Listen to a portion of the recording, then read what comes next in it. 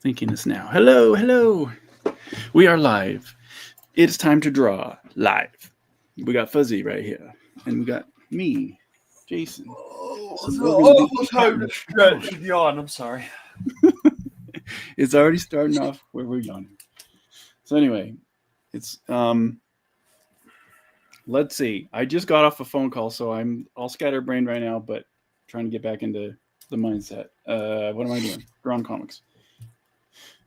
So, What was I doing again? Ah, yes. oh yeah, drawing. Streaming.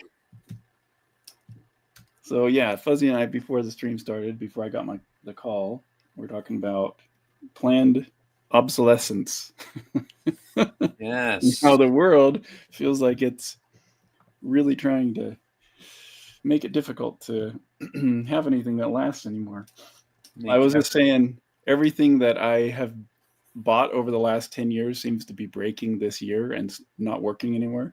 And so it's just crazy.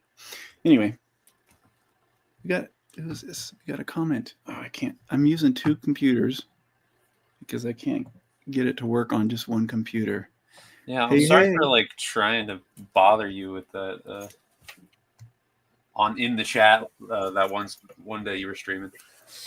I don't know if I can't pay attention to everything, and so it's just like I just do what I can do, and then hopefully people aren't offended.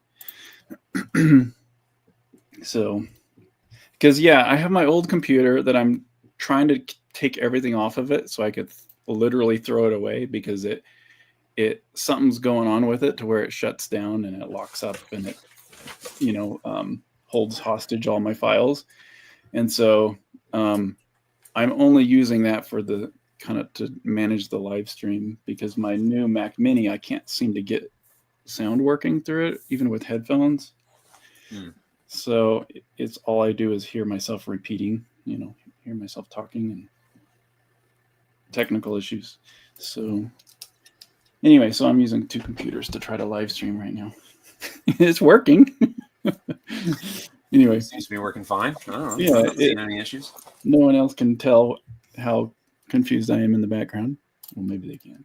All right, so I'm going to be working on hopefully this page here. So, how have you been, Fuzzy? It's been a while.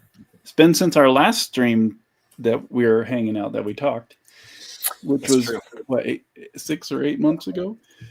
It was a long time ago. I'm simply trying not to fall apart. That's all I can really say. Yeah.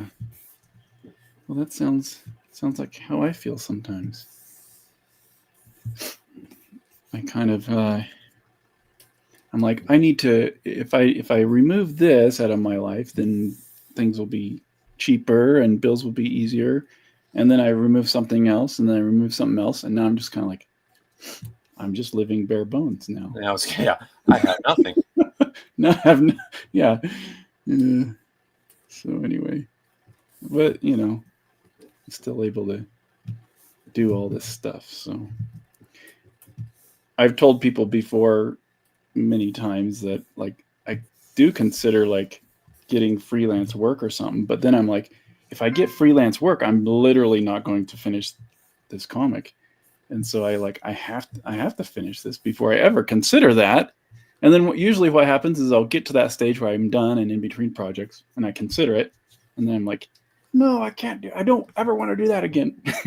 Whether it's like going back to Hollywood or something like that, So yeah, it's always a struggle, like when I'm just trying to get a comic done. and then after the comic is done, I start working on another comic. It's usually the pattern. So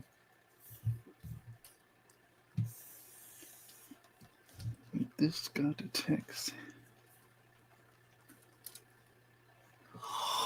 I shouldn't have to end the stream, but if my wife calls, she needs to get picked up from work, but I don't think that'll happen.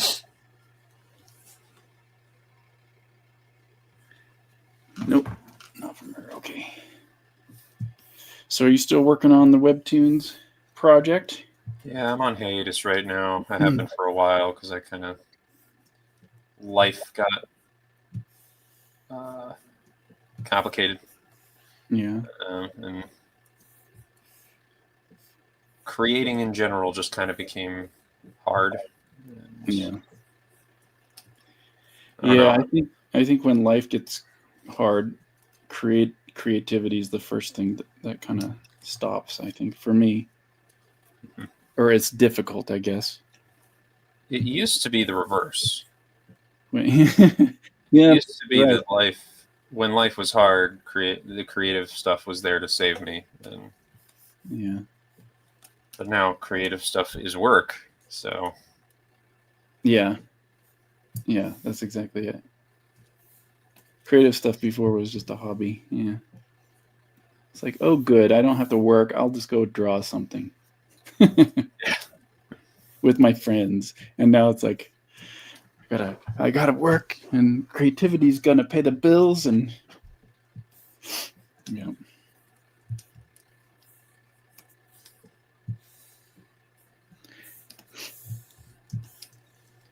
on the plus side, I think I've gotten better at drawing.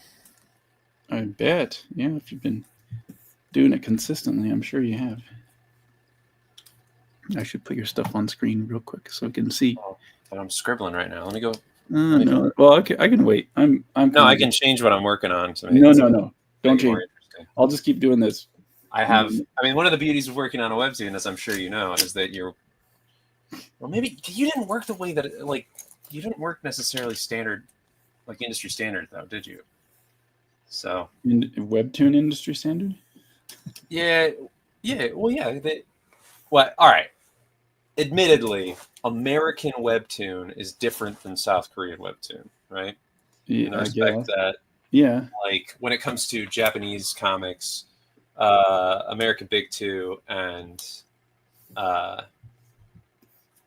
uh, and Korean comics, there's like industry standard in each of those that like might have variations, but you can like kind of jump in and out of pretty Mm-hmm. easily. Like American, we all know there's writer, then penciler, inker, colorist, Yeah.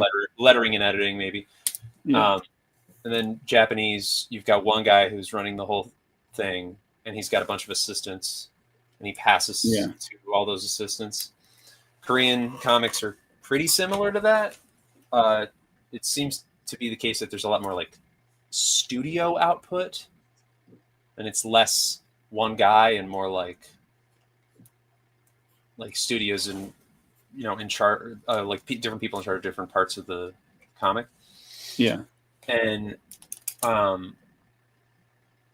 so in terms of that, like I'm closer to that maybe than you were, because like I'm hiring out assistants to do specific aspects of things. They Mm-hmm. handle a panel, they hand it back to me. I have to make whatever edits I need to make, Yeah.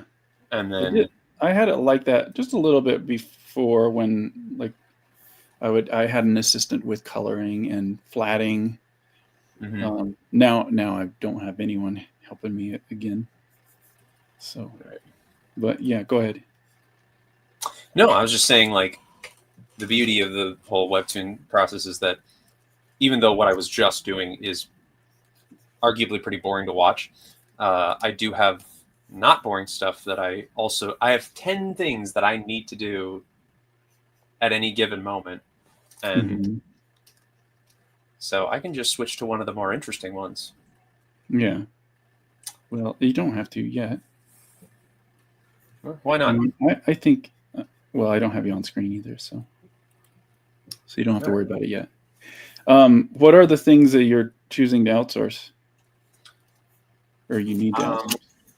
I'll be honest, I used to be more precious about it. I didn't want to outsource anything, which is probably why my output was so terrible, like Mm, quantity wise. I mean, it still sucks. My quantity output's not good, but like the uh,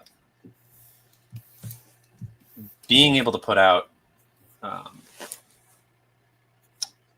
like hand over entire panel art to somebody is insane. It feels wrong.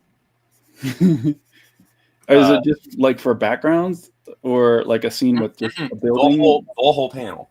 I hope with main characters and everything. Mm-hmm. Wow, that must be freeing though. You would hope, but it's not. It's so much worse than just doing it yourself, emotionally speaking, I mean. Okay. Because, like, if you have a particular image in mind, it's bad. If you don't care, if you weren't really, like, if you didn't give as much of a crap about what it looked like in the first place, there is a little freedom to that. But then there's also, like, you have to train somebody to draw your style, right? So that already complicates it more than you would want. And not everyone is as capable as others. I say that nicely because, truth be told, there are a lot of talented assistants or talented artists out there who are capable of being assistants, but it's a different thing to ask you to draw something well and for you to draw in my style well. Yeah. And I don't know. So what do I hand off? Full panel art, just coloring. I have a great colorist who I barely have to edit their work. That's great. How did you find these people? Just slowly over time over the internet?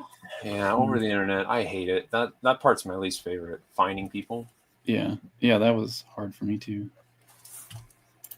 I will say that I'm openly critical about Webtoon, and nobody cares what I'm saying though, so I'm not worried about it. I think that is like their biggest downside. Like, people will cite a lot of other things that they don't like about Webtoon, but about working for them, but like, it's industry standard like everywhere else in the world to set up people to work with, but it isn't. Like, you have to find your own assistants in Webtoon. Like, that's a whole job. Yeah. I don't know. I don't got that.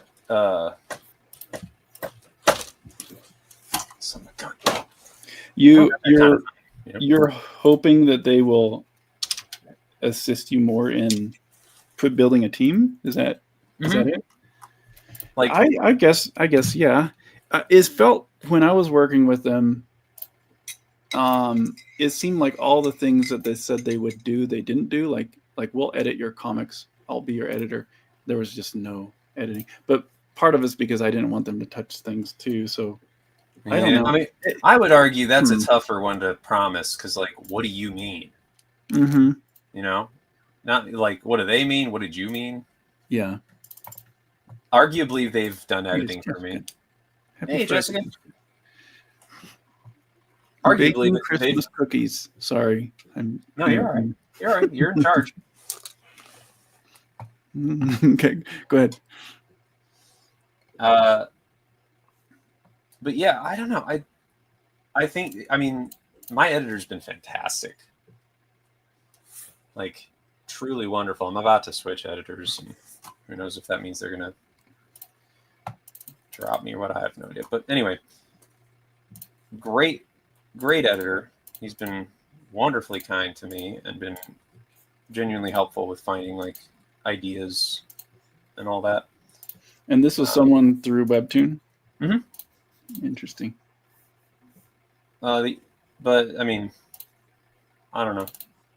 It's more the issue of like if you go to work at Marvel or DC, they give you a book, but they don't make you pick out, like, find your colorist and find your writer, and you know what I mean? Like, if you do pencils, they find an inker for you, unless you have one already, maybe. But like, that's not your job. Your job is to pencil, right? Yeah. And if you're in the Japanese market, if you don't have assistants already, they help you find them. Yeah.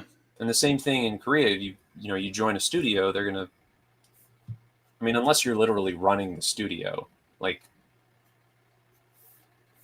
I just don't see Webtoons as that kind of studio environment. I see it more as a company that's hiring a bunch of freelancers to do their own thing. But maybe it's not that way anymore. Marvel and Jump and everybody's doing too. They're all freelancers too. Yeah, but they're hiring people to do their books. You know, like you draw Spider-Man, you draw X-Men or whatever. Here with Webtoons, they're saying you come up with your book and draw it, and you are the main force behind it. I'm not saying I just don't think that their expectations match what their expectations for output don't match their expectations for like capability. I don't know. It does seem a bit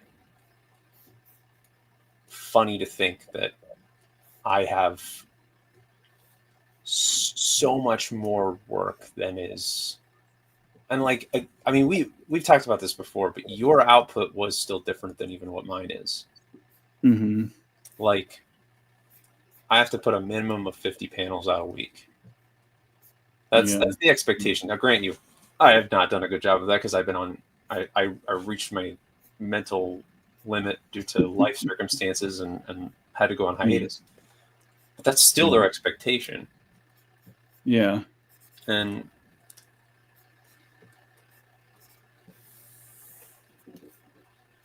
I don't know. Complainy, right? I just got to get on it, but yeah, still frustrated by it. I feel like Webtoons is more like we will enable you to do your thing, whereas Marvel and DC is we'll pay you to do our thing. You know, that's what it seems like to me. I'll say this. I've never worked for Marvel and DC though either. No, so, it's true. I've certainly heard enough from other people about it. Yeah.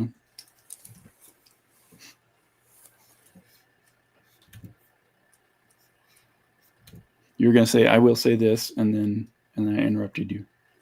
Well, I have no idea. You lost me. It's my bad. I got bad memory.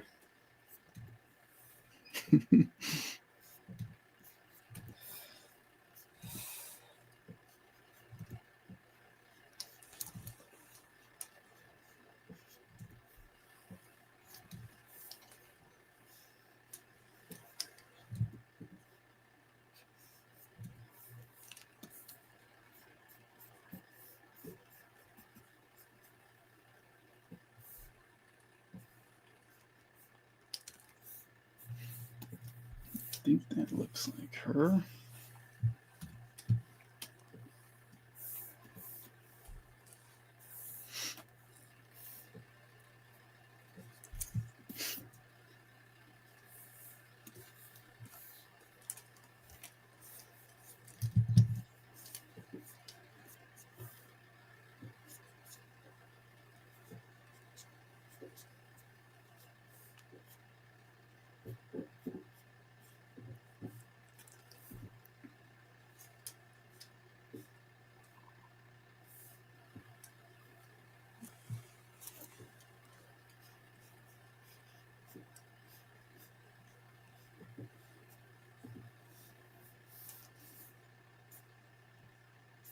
Sorry, everyone, if we're not talking. Sometimes you just gotta draw. Yeah, this is what focused sounds like, unfortunately. Yeah. A whole lot of silence.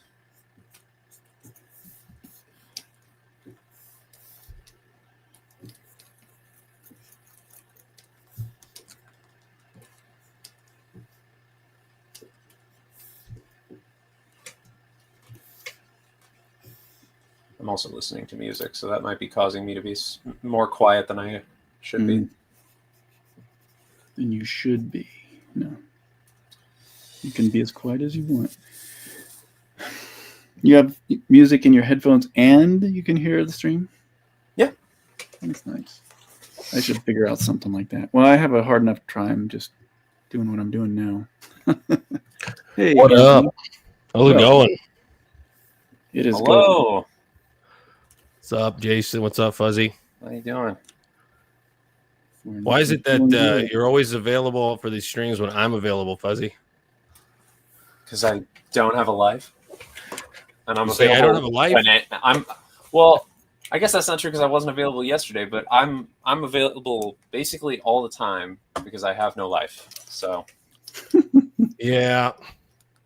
I work. Wait, you got Art Thurbert. He's in the chat. Oh, and there's Jessica. I just came across. I think I had her stuff on my like I was like in my closet going through all my stuff, and I found a poster or something like that of hers when I got back to her project. But how's it going, guys? It's going good. It's going. We're just slowly getting work done. I guess that's what the stream's for.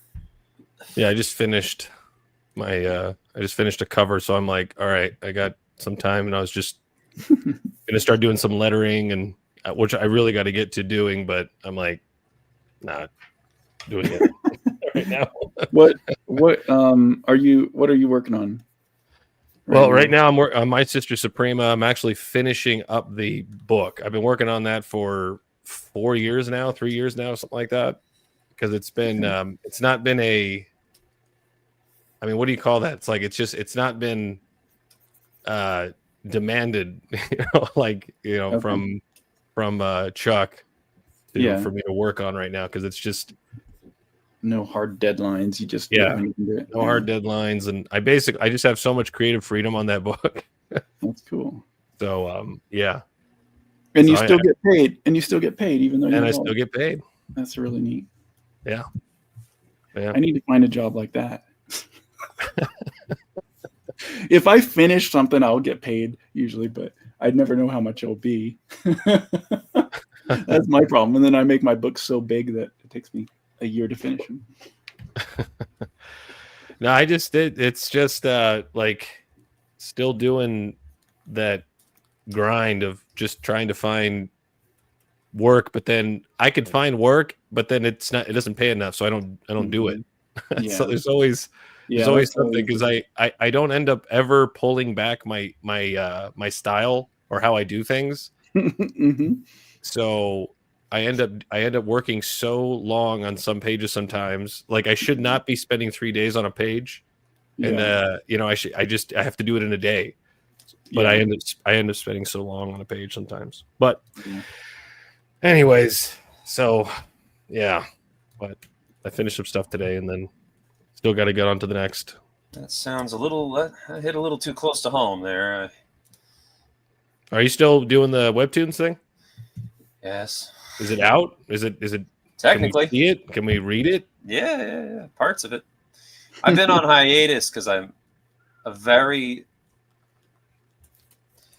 exactly in line with what you were just saying. I can't say I can't give in to the idea of doing a worse job. Uh-huh. Like if I have a bad panel, it's because I didn't know that it looked bad, not because I, said, oh, that's good enough. I don't like saying it's good enough. And then of course that turns into I don't have time, and I'm not doing output as much as I should be, and I don't know. So I'm on hiatus right now.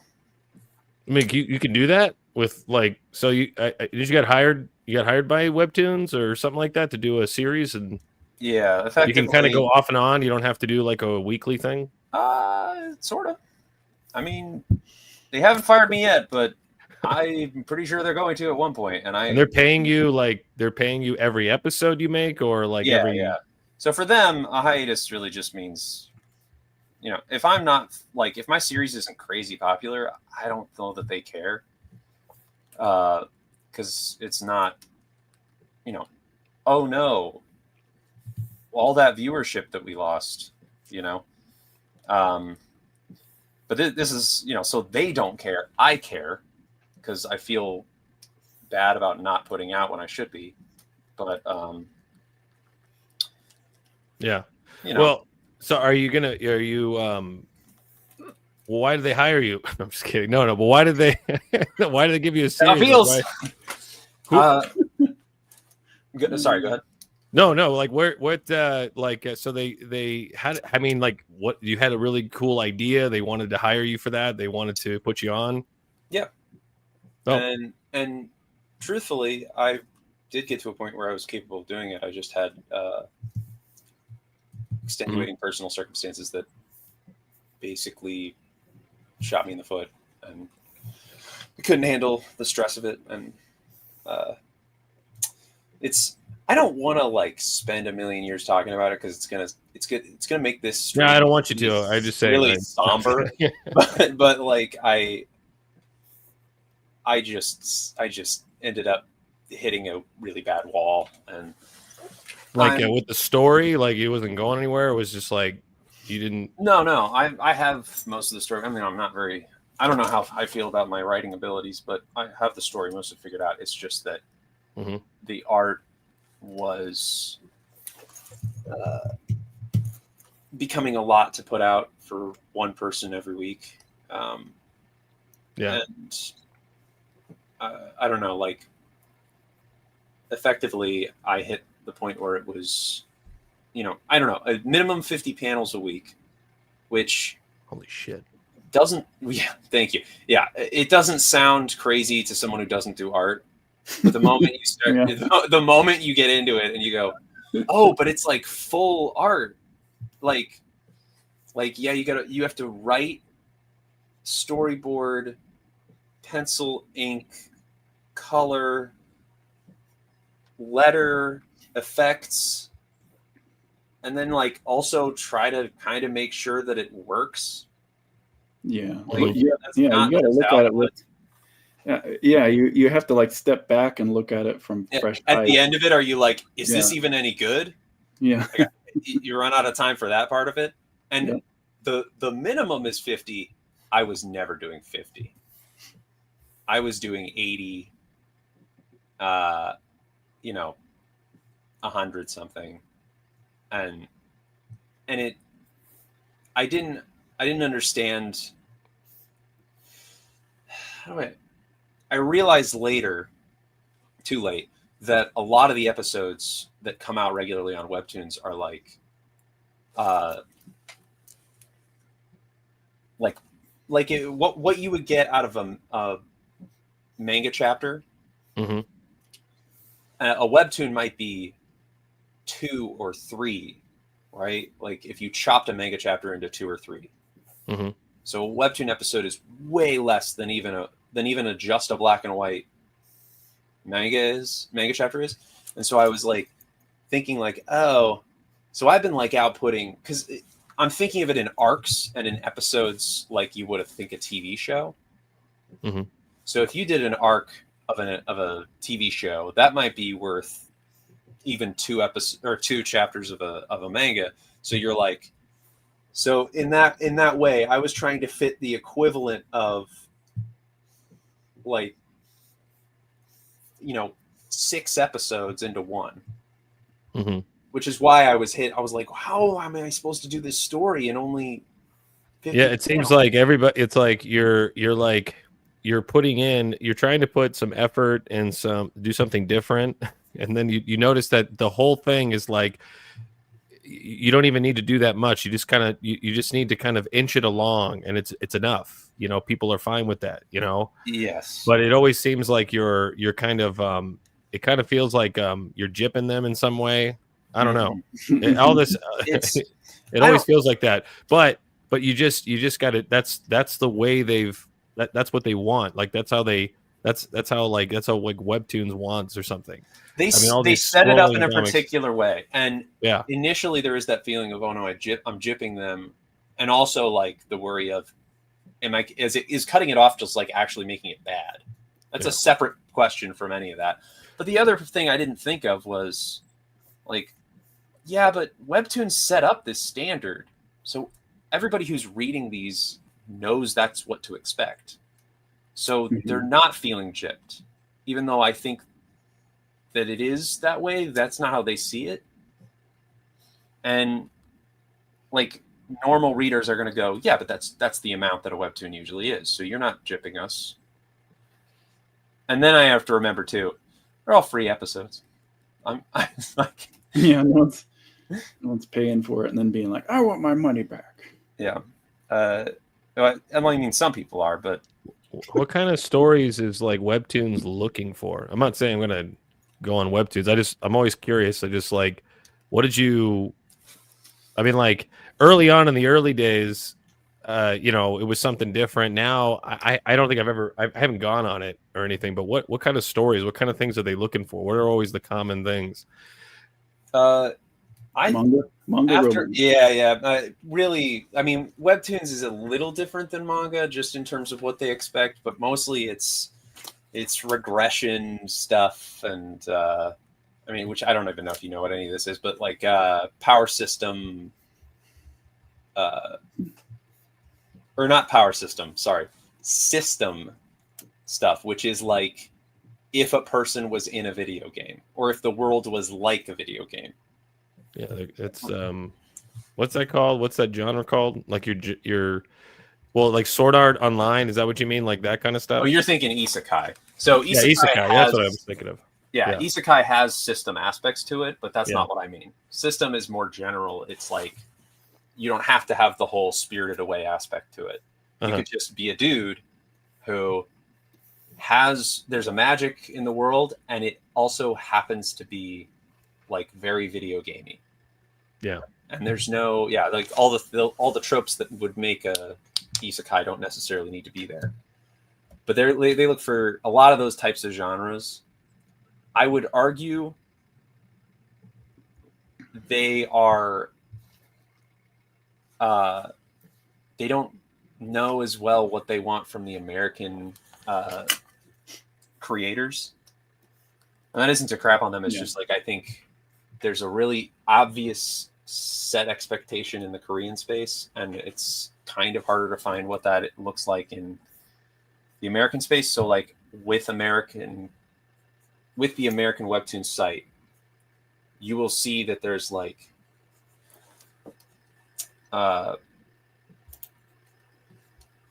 the stuff that they just ported over from Korea, and that tends to do pretty well.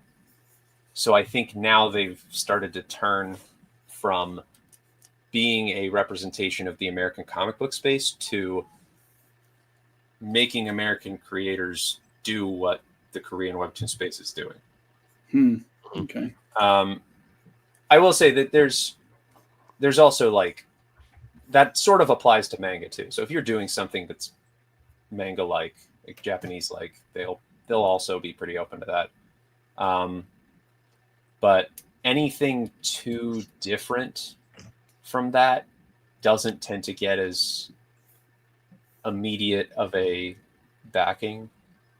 Like when I was pitching to them, all the ideas that they liked were very manga. The more American style stuff that I had written was not. It wasn't that they were like they hated it, because I got an award or honorable mention for one, and they paid to host it on like a big long thing, but they didn't want to make a series out of it, you know? Yeah. And so this is like a long running one. Like you're gonna get on this, and it's just gonna be, you got like some sort of deal, like for a certain amount of time, or no? Yeah, but it's not really time framey. It's more like, I mean, there was kind of a time frame. I don't know, whatever. It's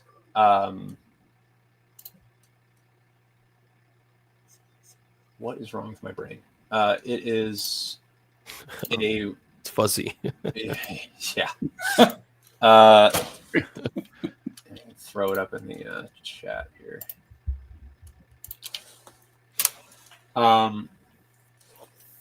It's essentially supposed to be a weekly series that they pay me per uploaded episode, and I have a season contract. So like, yeah. Holy shit, man! You did a lot of stuff in this, and this is all you, right? This is all the art, all the lettering. I do have assistants, but basically everything is like through me. There's not really anything that's been untouched by me. Yeah.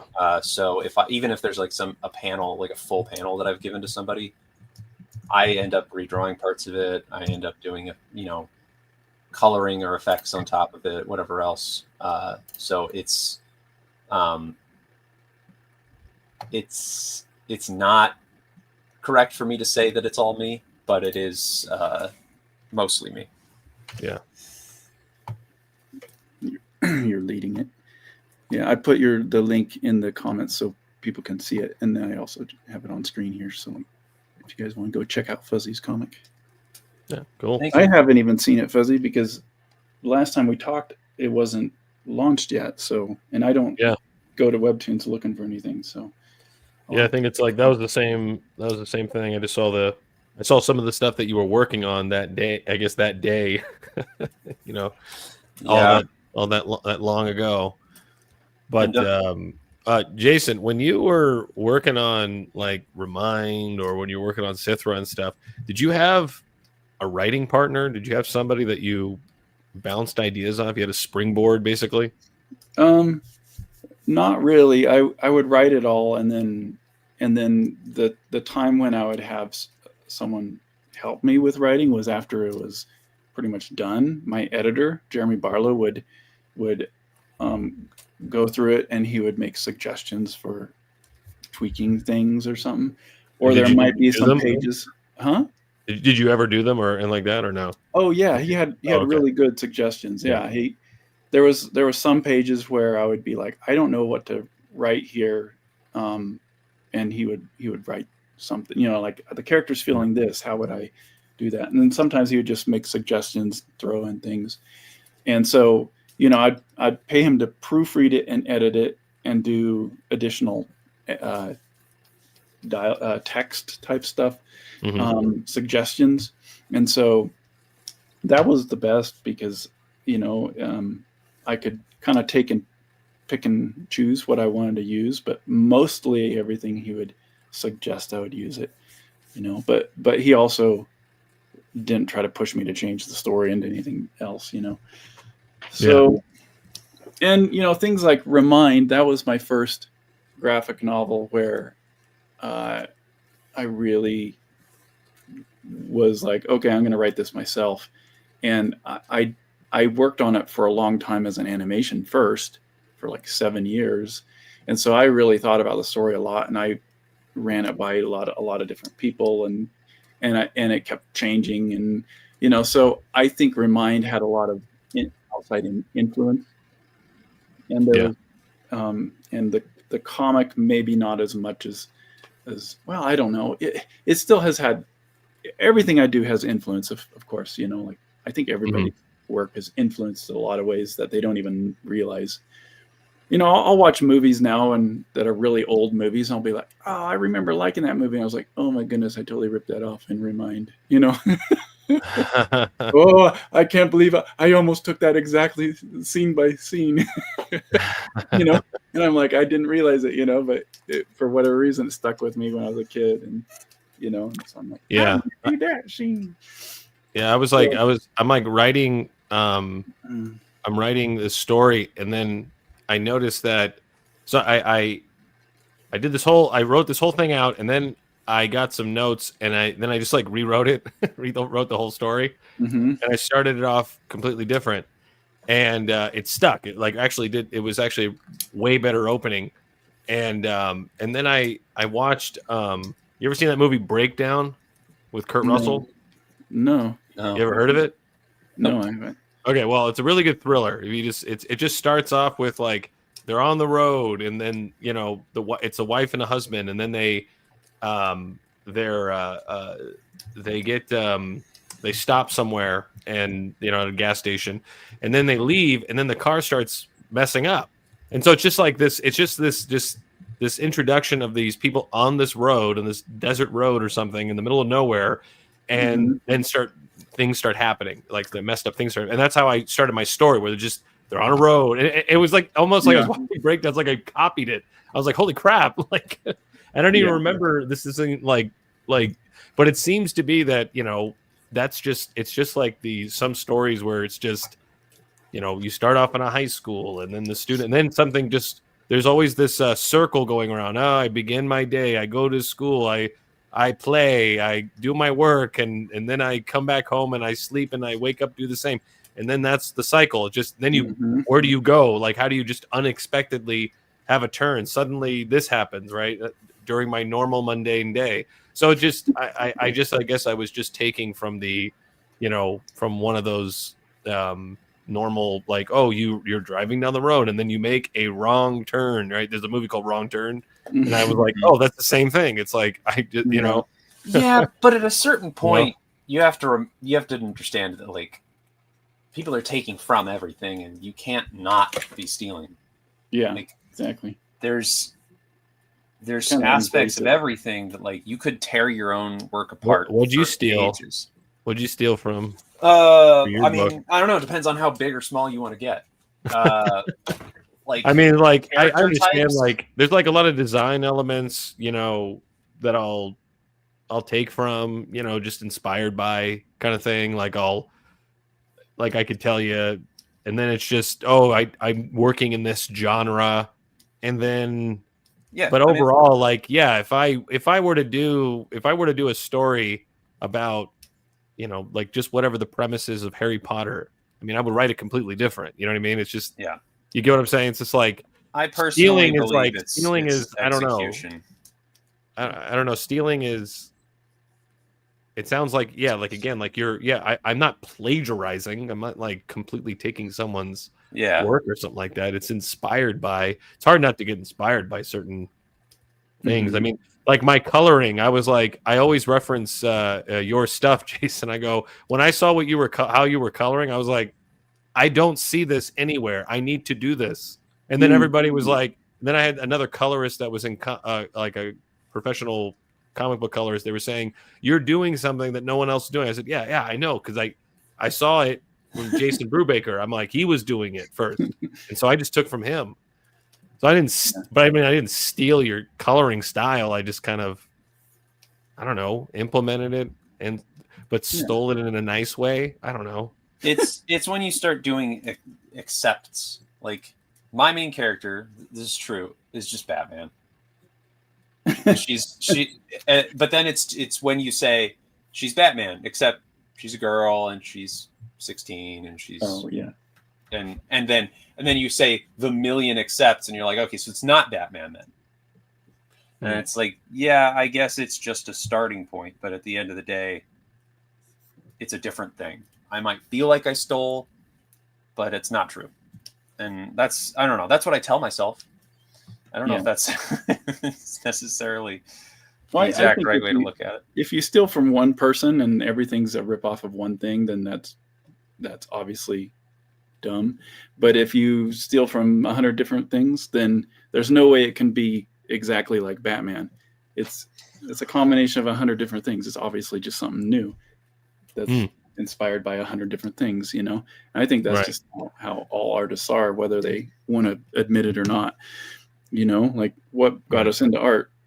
Like, we like this artist, that artist, that artist, that artist. We like this architecture. We like that landscape. We like what, it's just it's all inspiration and taking something you like and trying to do it yourself, Yes. Yeah. Like, I was reading from this one story, you bring up Batman. I was like reading from this one manga, and the writer himself, he loves Batman.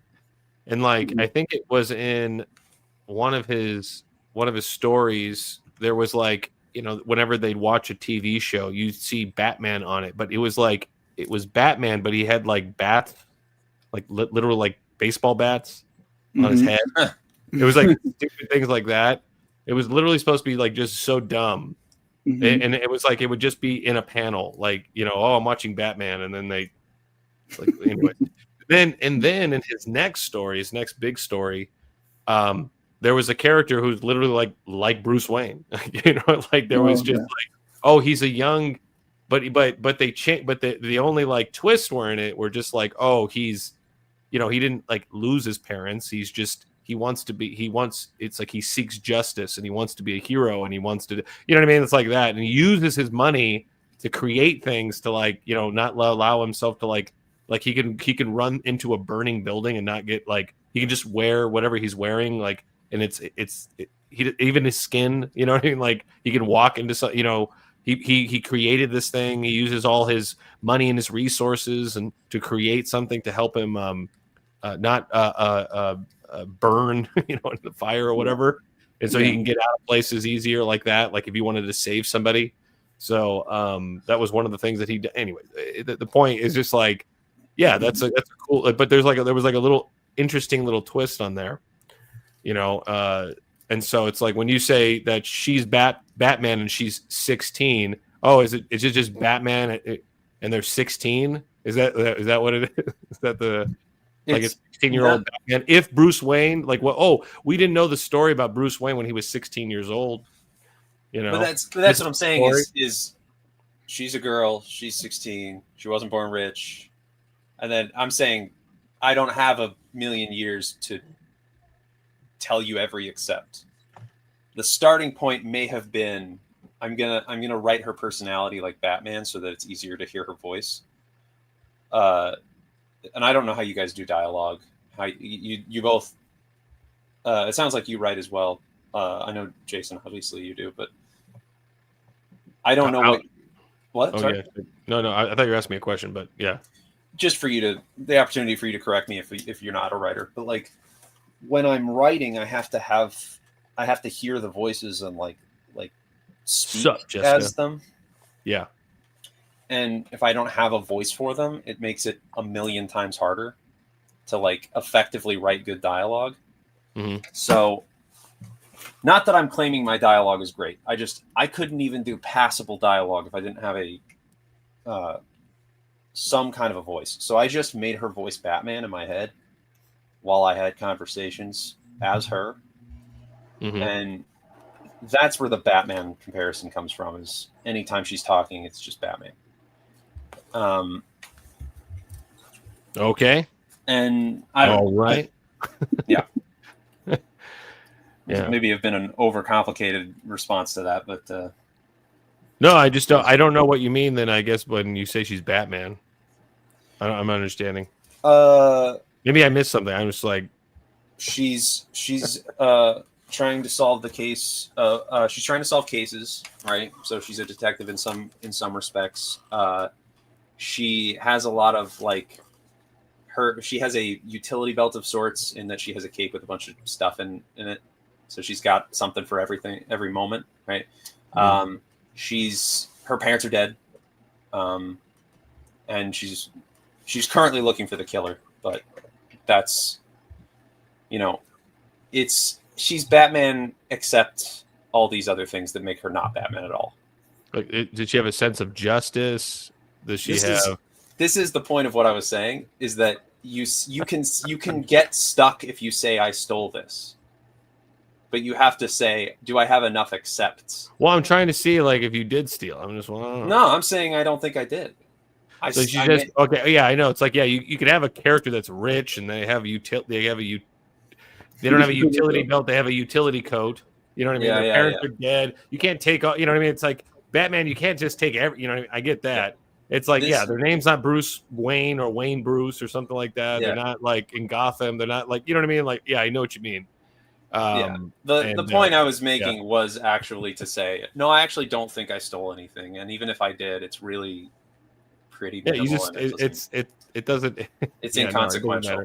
It doesn't matter. Yeah. I'm trying to work into the, like, I love the, you know, the Ultraman kaiju type of story, right? Mm-hmm. And I read, what's his face is James Herron's Ultra Mega, and I can't stand that story. Like, I can't stand. I read it, and so I got every book because I love his art. I wanted to support him. Like, I wanted to support him. I thought he's just a not. This is like the problem. Sometimes it's like with the, like it's mainly with like the director turned writer turned actor kind of thing. Like, you know, you have that with Woody Allen sometimes. Like it's there's a lot of exceptions and stuff. Like Woody Allen's very good at it, but there's other directors like I can't. The name of the guy I'm thinking of can't come to mind. Like he went from he did kind of like the thing that Woody Allen did. He went from like comedy to serious, and then he kind of acted and wrote anyways. So the art, like the art that James Herron does in his book, it's so good, and the concept of it was like, yeah, it's a cool idea, and then it's like, but plot and story were so lost throughout the whole thing that, and then he ended it, and you're just like, whatever. So anyway, but from there, I really liked that idea that he did, like the kaiju, Ultraman, and kaiju story. And so I wanted to take that, and I was writing a short story about it, and then it just blossomed into this freaking like huge thing. And so now I'm doing that, right? That's the one that I'm writing right now. But and I'm trying to just kind of get a good solid outline so I can just start drawing it. And so my point is that he the way he designed the Ultra Mega, like the Ultraman, the characters, I mean, it looks like the Ultraman character, but there's like, he has a mouth instead of a no mouth, right? Because the Ultraman, they have like a fin, the way the fin looks on the head, and he's got toes too, right? Huh? And he's got toes too, right? I don't know. I don't know if he's got the. I feel like I remember being really grossed out by that. Well, this one, it's just like the Ultraman has a specific look, and then his Ultra Mega has a mouth instead of no mouth. It's like little things, and there's no intricate designs on the Ultra Mega designs, but which was fine. It's just like, that's it. Like the design was, and I think the fin was like a little closer to part of the forehead in a certain way, and he kind of mixed in some other stuff, but yeah, they've all got. So I'm like, how the hell am I going to draw my Ultra Mega? It's like my Ultraman ripoff kind of style looking thing, but no one stole I mean, like, you could still do the idea of giant hero, you know what I mean? Like, I could just do that. Like, I mean, that's just all it's going to be. It's just like, a giant. When I'm writing it, I put Ultraman, but it's not an Ultraman. It's just the idea of it or something like that. So that was all just to say, like I saw what he did, and he was really close to the idea, like really close to the Ultraman design, but there were still little things that were just that differentiated. That was sort of an homage rather than a complete ripoff or something like that. But yeah, so. Mm-hmm. Sorry, that sounded. I got focused again, so my response sounded really uninterested. But no, how's Phobos doing on Kickstarter right now? It's doing pretty good. Let me pull it up because I do need to show it. Yeah, 24,000. So that's good. We got the sculpture this time, which is pretty sweet. So that's all. Yeah. Anyway, so we got the 2 books. Option to buy the 2 volumes, about 600 pages for both. And no, is this a different print for the hardcovers?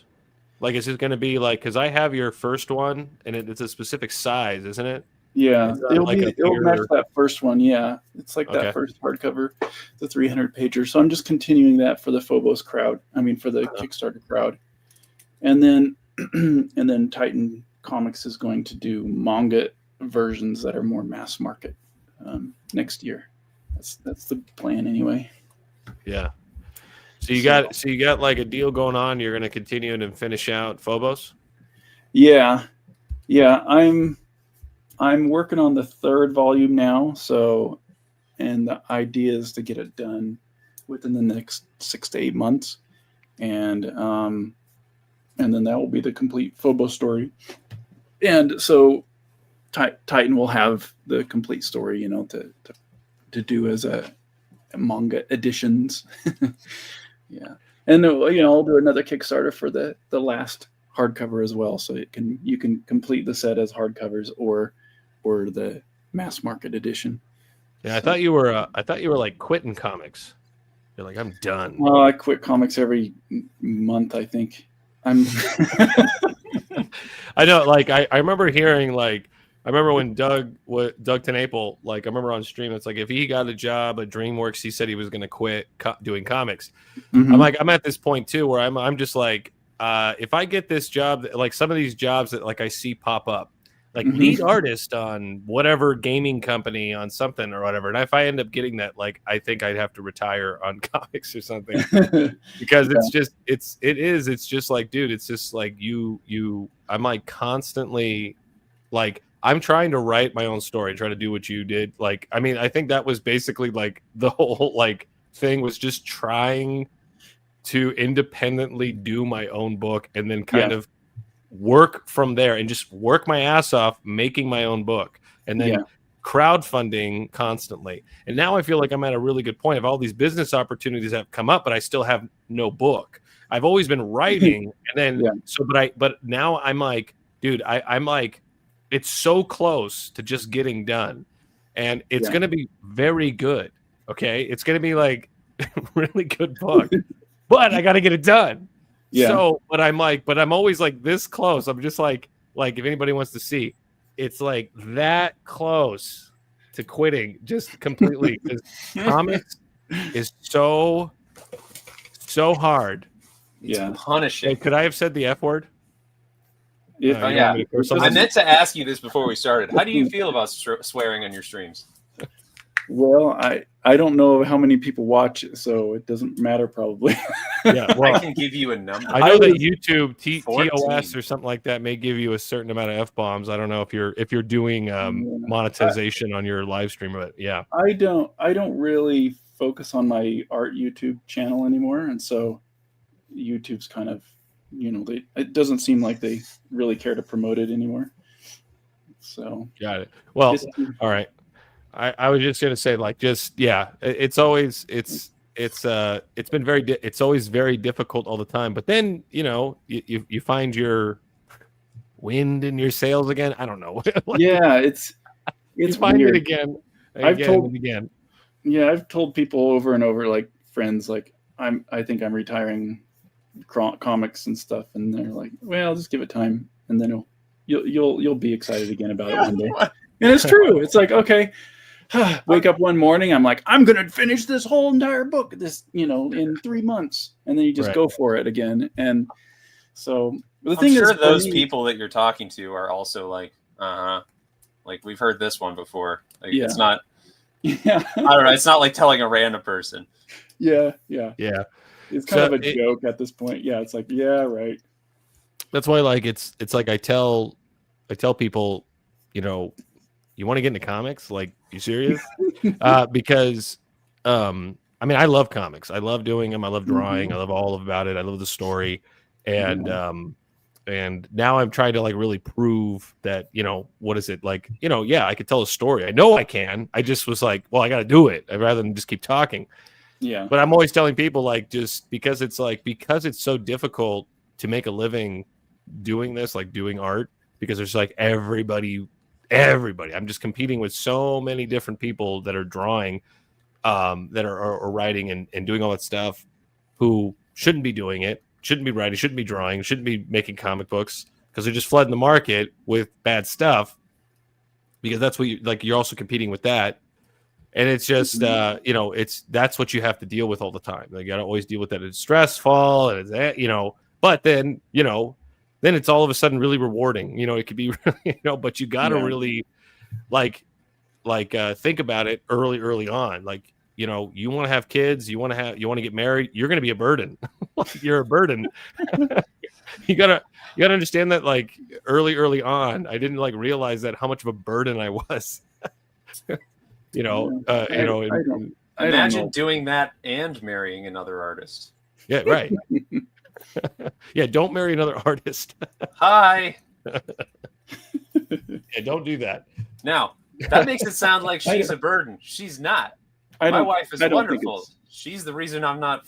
She is wonderful. I don't think it's a burden. I think I thought that before because of what other people told me that I'm doing, but I don't agree that. Well, either you are a burden or you aren't, right? I think it's you can be a burden whether you're a plumber or an artist or real estate Well, investor. I guess it was. I guess I think about it like where because I was like stubbornly trying to like always make it like not make it, but like I was never like I gotta make it in comics. It wasn't like that. All I was thinking about was like I want to get good. I want to get good. I want to get better. I want to write. I want to get better at storytelling. I want to get better all the time. That's all I was ever thinking about. So if I was doing another job, that's all I was ever thinking about. I want to get better at my art. I want to get better at drawing. I want to get better at storytelling. So it's sort of like I need to be at this job focusing, and then when I get home or whenever I have the time, whenever I could make it, like make the time to like really think about this stuff. But no, it was like I never shut that off. So it was always like a burden it's always been like a burden to my wife because I'm never focusing. I don't think it matters if it's art or if you're a real estate guy or a Wall Street guy or I think your brain it's the male brain of like I need to go out and conquer this thing. What he's saying, what he's talking about is not what he's talking about is that the job creates more burdensome people, not that you are automatically a burden because you're an artist. I just don't agree anymore. I used to agree to that. I don't anymore. All right. So what is it that you don't agree from a burden? I don't want to treat my art and my obsession for art as a burden anymore. Like it makes me feel bad about what I'm doing. And it's like I don't feel bad. No, that you get around the right people and it's like it's a gift that you have. It's something that you're contributing to the world, and it's making people happy. It's a gift. It's like whether you're going out and feeding starving children, you're sacrificing something for it because I was gonna tell Jessica to mute. She's like making a bunch of noise. Can you hear me? There you now I can hear you now. But I was gonna say earlier, can you mute Jessica? Like fix your mic or no, anyways. But Jason, that's a really good point. I got to think on that because, like, I was always I never thought of like being I'm a burden, but it's like I thought about it like in the way that you're thinking about it. It's like I do look at my art as a gift. I never felt bad, about that. But it's like burden makes it sound like I should feel bad. Yeah, I'm compelled to draw. I'm compelled to towards this and to work on this. And it makes it sound like also too, like if like, am I being selfish? Am I being this? I don't know. It's like, it doesn't ever feel like that. It never feels selfish. It never feels like that. I'm compelled to do this. And you've known this about me.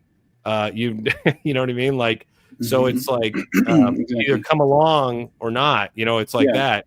And because my wife chose to come along, exactly. And it's a wild ride, and it's something that, outside your little circle of artists, people really look up to it, like maybe I'm living in a trailer house, but everyone who sees what I'm doing, they're just like, wow, I want to hang out because that's so cool what you're doing. You don't get that when you're just, when you're a manager at Walmart, I'm going to be the devil's advocate here for a second. I am a manager at Walmart. No. Sorry, managers. Yeah, you could. It's a fine enough job. Nothing wrong with that. I want to be a manager at this stage. Sorry. I had a regular job, quote unquote regular job, non-artist job before this, right? I cut hair. And that was my daily job. I made enough money to have. You worked at a salon? Mm-hmm. Yeah. Great Clips. You worked at a salon? Yes. Do I? I don't read that way. No, go on. Sorry. I will talk about that in a second. What was wrong with what I said? No, nothing. You worked at a salon. What is wrong with that? It's a super respectable. You cut hair. All right. All right. Go on. You make me get into an argument about that. No, I'm not getting. I'm not saying anything. I don't know. I just say you cut hair. I'm like, oh wow. I don't know. Great. I'm not surprised. No, I'm just kidding. No, I'm kidding. No. Man, I'm so tired of. You know who makes the most money in salons is straight dudes. Like, I'm not saying tips than anything about anybody. your sexuality. I don't understand why you're getting. No, that's the normal. That's the normal response when I tell people I was a hairstylist. They're like, "Oh," and I'm like, "No, don't. I'm fine." But It's just hard to get, right? Like they just like they'll. Anyway, sorry. Go on. yeah, whatever. There's a lot of presumptions that come with it. Anyway, the point was, I was making a reasonable amount of money. Yep. I was able to, have stable income. And if I had that job now, I would not be as big of a burden on my family. It's Are you just sure? it's a statement of fact. Absolutely. The And the reliability of that job. You're only accounting for one burden, which is bringing in money, though. You're not. It's a pretty big burden. You're not counting for the money burden of your happiness or. Yes, my doing happiness would be something. affected. I would be more miserable. Absolutely. I would be a different kind of burden, Yeah, but there's 20,000 other burdens that are connected to monetary burden.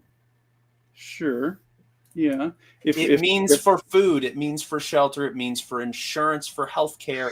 It means a lot of genuinely really scary, big, important things that you can claim that a lot of artists actually use their desire for what you're talking about, that like feeling of doing something worthwhile. They use that to not have to have the responsibilities that they already have. It's not just me and my wife. I have a kid, right? So I can't just pretend that this is all that matters, because it isn't. I understand what you're saying, and I do think that it matters to a certain extent. But I think ignoring the fact that if you're not careful, you're far more likely to become a burden on the people that matter as an artist than you are a lot of other jobs. Financially. Yes. Yes, but Well, the financially, that makes it sound small. It's a huge thing. Finances are enormous. I mean, I've had a really good paying job as an artist, and I chose to not do that job because of the burden I felt like it put on me. And Sure. And yeah, I could. But confirmation bias can be a scary thing. Just because you turned out fine, I don't know. You ended up being able to. Well, but that's what I'm saying. Turned out fine. What? No, I'm still have there's still the burden of money, but I don't think it's changed from before I got art jobs, when I was working in making manufactured homes back in the day, or working at the grocery store. I still think it's the same burden. I also think a lot of the money burdens we talk about, it's this exponential scaling thing where you just make more money, just blow more money, and then you're saying, oh, it's a burden. I got to make all this money so that I can do this and this and this now, because that's what I'm used to. But I guess if you have no self-control, well, maybe that's the burden then. I don't know. It sounds like it doesn't sound like you're. Wait, you just to sum up your point, Fuzzy? Yeah. What was your point? My point No, was, I'm listening. I just want you're right. to. I'm here. I'm listening to Jason. I'm like, wait, just say your point again, Fuzzy. But what you're saying? The only point I was trying to make was, if a lot of young artists will put themselves and other people that they care about that are relying on them into bad positions because they have that mentality of my work needs to be worthwhile. And I don't think you should sacrifice your entire humanity and who you are as a person simply to pursue money, or art. Well, for anything, but if you ignore the very real aspect of, unfortunately, a lot of things take money, including necessities, then you will become a burden very quickly. If you don't take that seriously. Yeah. So I guess it's like that. I kind of it's kind of like how I was saying it, where it was just like, where either I can equip myself in such a way where I could understand how to do this, like where I could make money, right? I can, because that's what I want to do. I want to try to I want to make some money on this. I don't want to not, it isn't just like, where the artist is just like, it's about the art, man. It's about the comics. Well, no, it's like I got a family, I got to take care of them, I got to make some money, I got to do that, but I want it to be good. I want the story to be done well, and I feel compelled, and I've always felt compelled to do comics. So, like, I guess when I was like said I was a burden, it's just kind of like where you're kind of explaining the situation, right, to your your wife. You're just like, look, it's gonna get difficult. It's gonna get hard, right? It's just like, but I'm gonna do all that I can to make money to pay bills. I'm going to do that, So I just see that in everybody's life, though. Yeah, no, that's what I'm saying. Like, I'm agreeing with your like assessment of that. It's like, yeah, it's like instead of seeing it like, because it's like I have this gift that God gave me, and I want to use it. I want to use it well. I want to use it often, and so I don't feel bad. I don't feel whatever, but it's like, so, I mean, again, it's like, it's a gift. It's like, I'm good at this. So I want to do it. And I want to try to make money doing it. I'm trying to take care of us doing it. And so, I hear what you're saying. It's like, if I think of it as a burden, I guess it's like you have this tendency not to, to pursue it, or you're not going to do it because it's a burden and it's a problem or something like that. I guess burden, and it's like it's seen as a problem. I guess it was just like, oh, let me find some way to explain the situation. Yeah, I'll be a burden, but think about, like, as we grow in the relationship, as we grow, you'll see that it's like I'm compelled, I'm called, I am, you know what I mean? Like God gave me this gift, I got to use it. Anyways, I don't know. So So I want to say I agree with you, Fuzzy, on like the prima donnas that get into art and they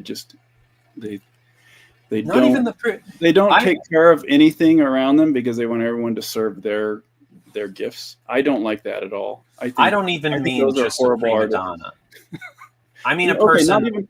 Not even a prima donna, but I think there are horrible artists who do treat it that way, to where it's like, you need to help me do my art, and because of that, I don't like hanging out with a lot of artists.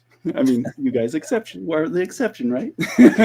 But in general, I think I avoid artists like around me, like when I'm just hanging out with people that are local, right? And because I don't feel like I see their perspective a lot of the time, So I do agree with that, and I don't think it's every artist. I think it's mostly like what I'm saying, because I don't know, a bad person is just a bad person. Exactly. I kind of feel like there's not really any talking to that person anyway. What I'm talking about is a person like me who had the best intentions and became a burden. Yeah. But I think it's money. Seriously. I don't think it's the art that's the burden. I think it's money that's the burden, right? I think Yeah, but it was my attitude toward it that didn't treat it like. But it's the attitude toward. Well, I don't know the exact situation. Yeah, I don't know. Yeah, I'm definitely not saying that everyone should drop everything to pursue their art because it brings joy to the world. I don't think that either. I mean, there's multiple times a month where I'm like, I should stop doing this and focus on something that brings more benefit, in one way or another. So, I don't know. I'm not saying that everyone should just treat their art as like the most joyful thing that God has given them, and therefore they need to put it first. I definitely don't. There's like this that joke that I guess like Patrice O'Neill had said something about that. He goes like, once it's like you're 40 and you're like, you're going back to school, huh? Mm-hmm. Like you're going back to school. Like, no, you've kind of set in stone, like everything that everything. I don't know, but some truth to that. But I always I do the same thing where I'm like, okay, I'm going to focus on, and then like what some other aspect that I can add on to my resume thing that I should be doing. I Mhm. guess like video editing or something like that. I feel like Jessica has been trying to talk this whole time. She didn't know she was on mute. No, Well, I'm she kidding. was talking. I'm kidding. I'm kidding. Did you want to say something, Jessica? I'm just soaking it all in. Oh, okay. Just like It's funny because I've actually been listening to a lot of podcasts lately, and I've not been on a stream since, I don't know, a long time ago. So it's kind of like, oh yeah, they're talking to me. They can Yeah. see me. Like, oh, I am on the screen, I guess. So no, sorry, I'm drawing expressions, so I'm trying to be aware of not making too many Making expressions. expressions. Yeah.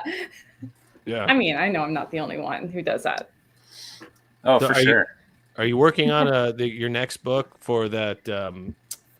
What's her name? The space character that you had. Stella, I sure am. You're working on part 2. I am. I mean, She realizes space is fake. it's No, not I'm kidding. big twist. I've been in a Yeah. coma this whole time. The Earth is flat. Yeah, she hits the firmament. Is that what's going to happen? You know the terminology? Come Yeah, on, man. man. Yeah. I'm trying to actually figure out settings. Sorry. Yeah, no, that is what I'm working on. So been on kind of a 3-ish year hiatus, sort of. Mm-hmm. Life. Family. Everyone's be. been on a hiatus, it sounds like. Yeah. Hiatuses. Hiatus. No one's working. So you need the plural version. Hiatuses, hiatus, like cacti. So no, it's hey, sorry, I have a little cat that really is desperately wanting to sit in my lap. Been on last 3 years have been amazing. They've been challenging. We had a little baby girl, and she's awesome. She's gonna be 15 months tomorrow. Dang. Yeah, That's so fast. Wow. she's just a little rock star. We love her. We moved across country again, so Where are you now? we are in Maryland. Oh wow! So you went way across. Weren't you in like Washington or something? Mm-hmm, mm-hmm. Wow. Yep. So we're from Washington State originally. So we were back in Washington for the last 3 years, which was awesome to be close to family again. But now we are on the good old East Coast for the time being. So, Yeah. you know, life, work, and the pursuit of happiness. The American dream. And the American dream. Yeah. So, but it's being, I think the last 7 months. No, it's not been that long. It feels that long. We moved here in July, and it's just been pretty nonstop with the move. Just trying to, like someone takes your whole house and just like shakes it up and then like throws it across the country, and they're like, okay, put it back together. So my husband had to go back to work, so I've been slowly trying to move back into our new home. So, but we are finally at a place where it actually feels moved in enough. Yeah. That's taken up just a lot of time. So I'm actually starting to sit back down again and pick up some of the projects that have been kind of on a bit of a pause since last year, or actually last winter. So Cool. working on Interstella and some other watercolor children's book work, and living the dream, actually. That's fantastic. Yeah. Wait, Fuzzy, did you move or no? Nah, still in St. Louis. Ah. And then Jason, you're still in Idaho, Still right? in Idaho. Yep. Oh, yeah. We're all boring. But, sometimes boring is sort of nice. I mean, This is our 7th move in the last 15 years. Wow. So, yeah, we're kind of feeling it at this point. It's my husband's military, so we're getting to that point in his career that we're starting to think about decisions of like, well, how much longer do we want to do this? How Yeah. Mhm. where do we want to be when we grow up? It's a sorts good of- question. Yeah. I will say there's bad sides on both ends. I've been trapped in this basement for what feels like a million years. I never see Yeah. anybody. I never go anywhere. There's oh man, And like a true cartoon, the only people I interact with that feels like going out is my wife's like artist friends, and they are that world is exactly how it looks in movies. Mhm.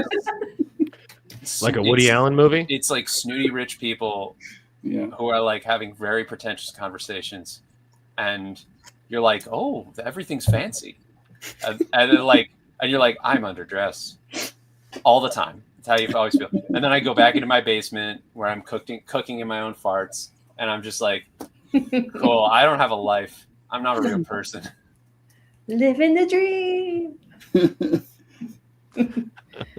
Yeah. Grass is greener. Yes. Yeah. Sounds like a nightmare. Sounds cozy. The grass is always greener. Something you say to somebody when you're like, "Don't worry, the grass is always green. Your life isn't that bad." And then you're like, It's terrible, That sounds actually." awful. Actually, I don't want your life. Don't tell him. No, I'm Wait, overselling it. where did you say? Where did you say you're at again? Who? You. Where are you living again? You St. said Louis. St. Louis. The arch. Oh, we're like right next to each other. That's funny. St. Where Louis. are you at? Arkansas, Northwest Arkansas. Arkansas. I'm right here in Bentonville, Northwest Arkansas.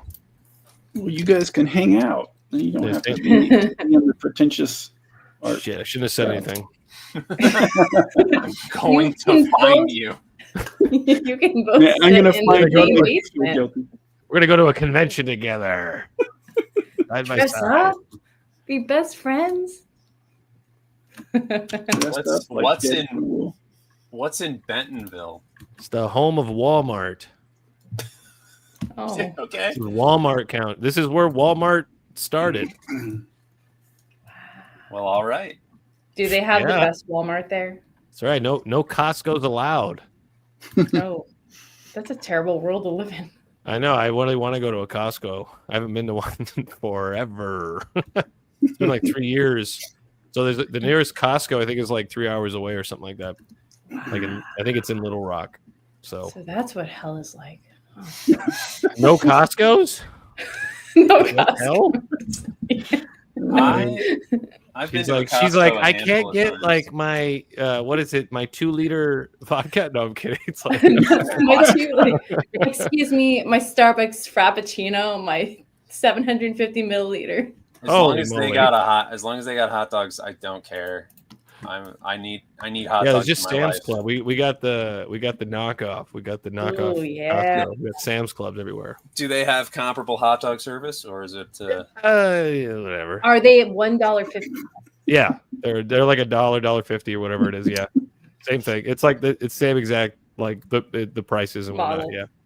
Yeah, but it's like, but I think Costco just has like the better, like they have more like better for you foods or something like that. I think that's what it is. They actually have organic things. Also, Yeah, they organic. have That's the word I was thinking.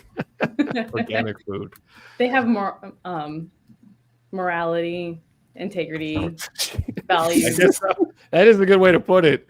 It's like we have the Waltons who are just like funding Black Lives Matter and everything, but buying their helmets, their gas helmets, so they could go and not get gassed by ice or something like that. But anyways, the Waltons are funding that kind of stuff. So I guess it's not all that good. They're not as conservative, down to earth Christians as we thought. But There you go. Jason, are you eating well? Oh, I'm eating really well. Yeah. Yeah. Food is not a problem for me. Yeah.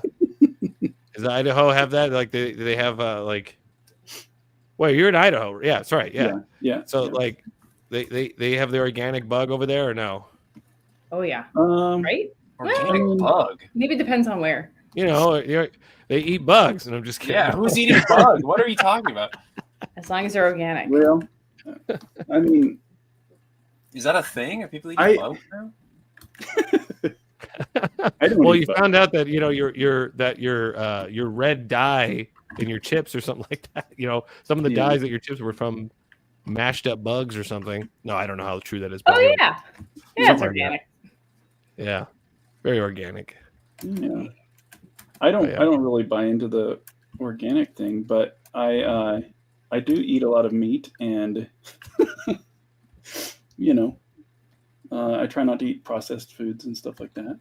Yeah, My wife's really good at cooking delicious stuff that's not questionable what's in it. yeah. Just basic things that's in it, but it tastes real good. So I like that. Yeah, that's cool. But I don't believe any labels on the grocery stores. So if they say organic, I choose to not believe it. It's probably my age, but I just No, think well, they're just con artists, and they're just trying to sell things. Yeah, it's just ingredients. Just like look at ingredients. Exactly. Yeah, I have to look at everything. Like we're buying rice or something, I look at it and make sure it's just rice, not rice and 4 other ingredients to preserve it for 12 years. Well, that was like That's basically what I do. Yeah, that was like the noodles. I was looking at noodles, and I've been looking at like ingredients for years, but I didn't notice that, like, even in hand soap, there's yellow 5 or some like horrible thing, like, or like on the noodles, like you just get dry noodles. Like I was just getting, Yeah. it was like Just recently so bad. getting like ramen noodles or something, and then like not top ramen, but just like I was gonna make my own soup or something. We were like, let's get some ramen. And they all had like yellow 5, red 4, but it's like Yeah. the dyes that are in there, and I was like, holy crap! So that's what you just gotta Yeah. look at. You gotta look at more and more. Yeah, Yeah. well, it's just anything that you don't understand what it is. I just try to avoid it, in the ingredients.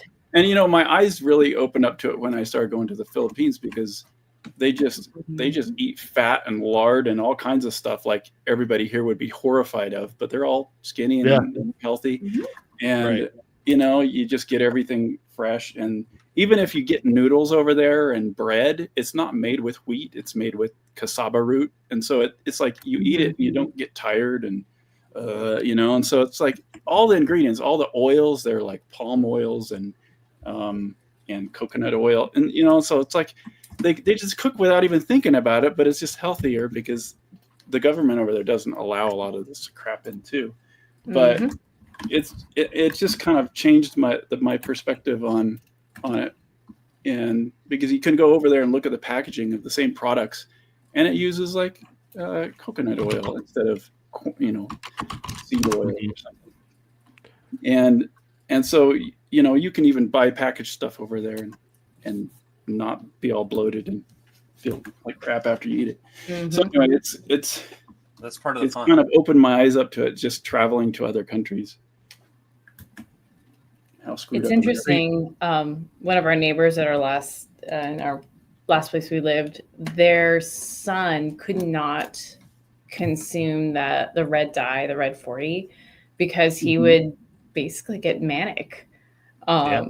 And so they figured it out, and it was sort of cases reported, like these kids were just like couldn't control their emotions, and it was a pretty distinct difference. And then he couldn't even, like, certain medications he couldn't take because the little pill cases were colored red, right? Oh, And it gee. had the red 40 in it. It's kind of like, So you could stupid. just use something else. It doesn't have Yeah. to be that. It's Europe so did it, frustrating. but it's so, like, if you kind of have, like, if it's hard You to guys, change if is you guys hard. don't want to have fun and like live life to the fullest, With me and my that's on artist you, friends, Right. I wake up every day. I get a 32-ounce shaker can. I put Red dye. Monster in it, and I put Pepto in it, and then I just go. I know I did. It's like forever. Like it was only about 7 years ago or 5 years ago or something like that. Like I think around 2018, 2019, where I actually started like noticing like what I was eating. Yeah. And then for a good portion of my life, I was just eating whatever. Yeah.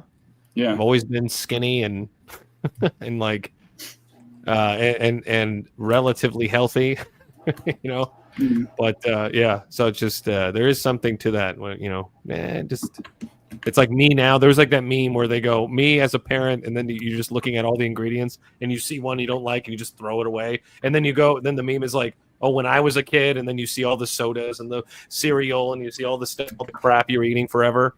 But anyways, yeah.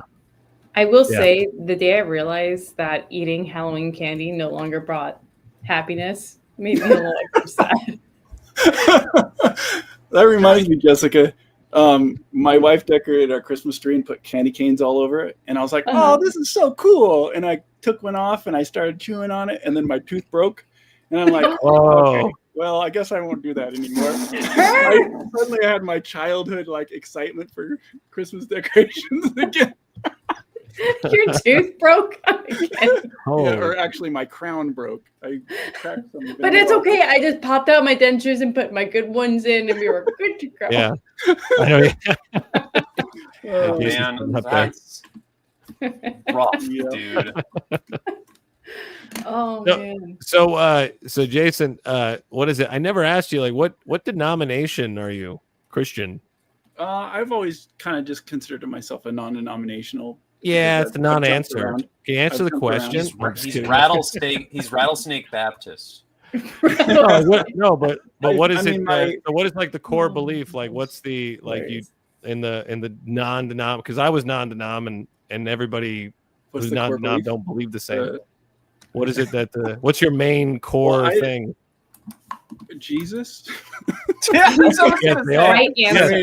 I Even don't the know. Mormons say that. What is your main thing? Like, what The is it? Jesus Like, of the Bible, then, not the Jesus of the book. of Mormon. no, I know, but I'm saying that everybody says Jesus, the essentials. Yeah. They say the I Bible think alone. a person who says non-denominational is almost always going to not know how to answer that question. Okay, so I always Because said they don't know non-denom. what's different. They don't- I always said non-denom because I didn't want to get into like a theological conversation. So, but I belonged to Church of Christ for about 7 years, and that their main thing was baptismal regeneration. They were the ones that were I was in different Church from of Christ, Baptist too. or Calvinist or anybody else, and they believed the core belief was that baptism is a part of your salvation. Yeah. So so like if you weren't baptized, immersed, and that was a like you had to be baptized and immersed. It wasn't just like I believe, I affirm faith, and therefore now I'm a Christian. It was like you have to believe, you have to have faith, and then you have to get baptized, and then you persevere. That was Mhm. Church of Christ. So And I was in the but Church yeah. of Christ. So Oh, you were? I ascribed to that Yeah. while I was there. And I still think baptism is very important and a sign of your faith. And that people should get baptized, you know. But Yeah. I grew up, everyone was kind of Mennonite, more or less. Very Oh. simple Mennonite farmers. So that's what a lot of my relatives are. yeah. The church I go to right now is a Nazarene, but that doesn't Mhm. mean I believe everything that they say. I definitely have my own beliefs. Not my own beliefs. I definitely know what different churches teach, and I just choose to not want to associate myself with, like, I'm a Calvinist or I'm a this or I'm a that, you know, Mhm. because it's like they all have a lot of times they all have arguments that, yeah, you can get that in the Bible, but then you read another passage and you get something a little different. Right. And so I don't find it helpful to be like, I'm a part of this group, because that's not what Christ taught. And even Paul says, you say, I'm a follower of Apollos, I'm a follower of Paul. Like, were we really divided? Like, so to join a group is like aiding in that division that Christ and Paul taught against, in my opinion. So I do think there are a lot of sects that are wrong, you know, and not teaching the right thing, are teaching a different Jesus. I think that's a problem, but and if I have personal conversations with people about it, I'll tell them what I think, so, but yeah, so that's kind of where I'm at. So I do take the non-denominational stance, out of experience of being in a lot of denominations, whether it's evangelical, Foursquare churches, or that have all the gifts of the Holy Spirit and stuff. I believe in all that stuff, I'm not saying no one can have gifts of the Spirit, but I just I'm happy to go to whatever church where the people are trying to follow the Bible as good as they can, and there's actually a sense of family there, that's, and they're not obviously like some culty weird thing, I've been a part of cults, so I know what cults are like. Like you're talking about DreamWorks?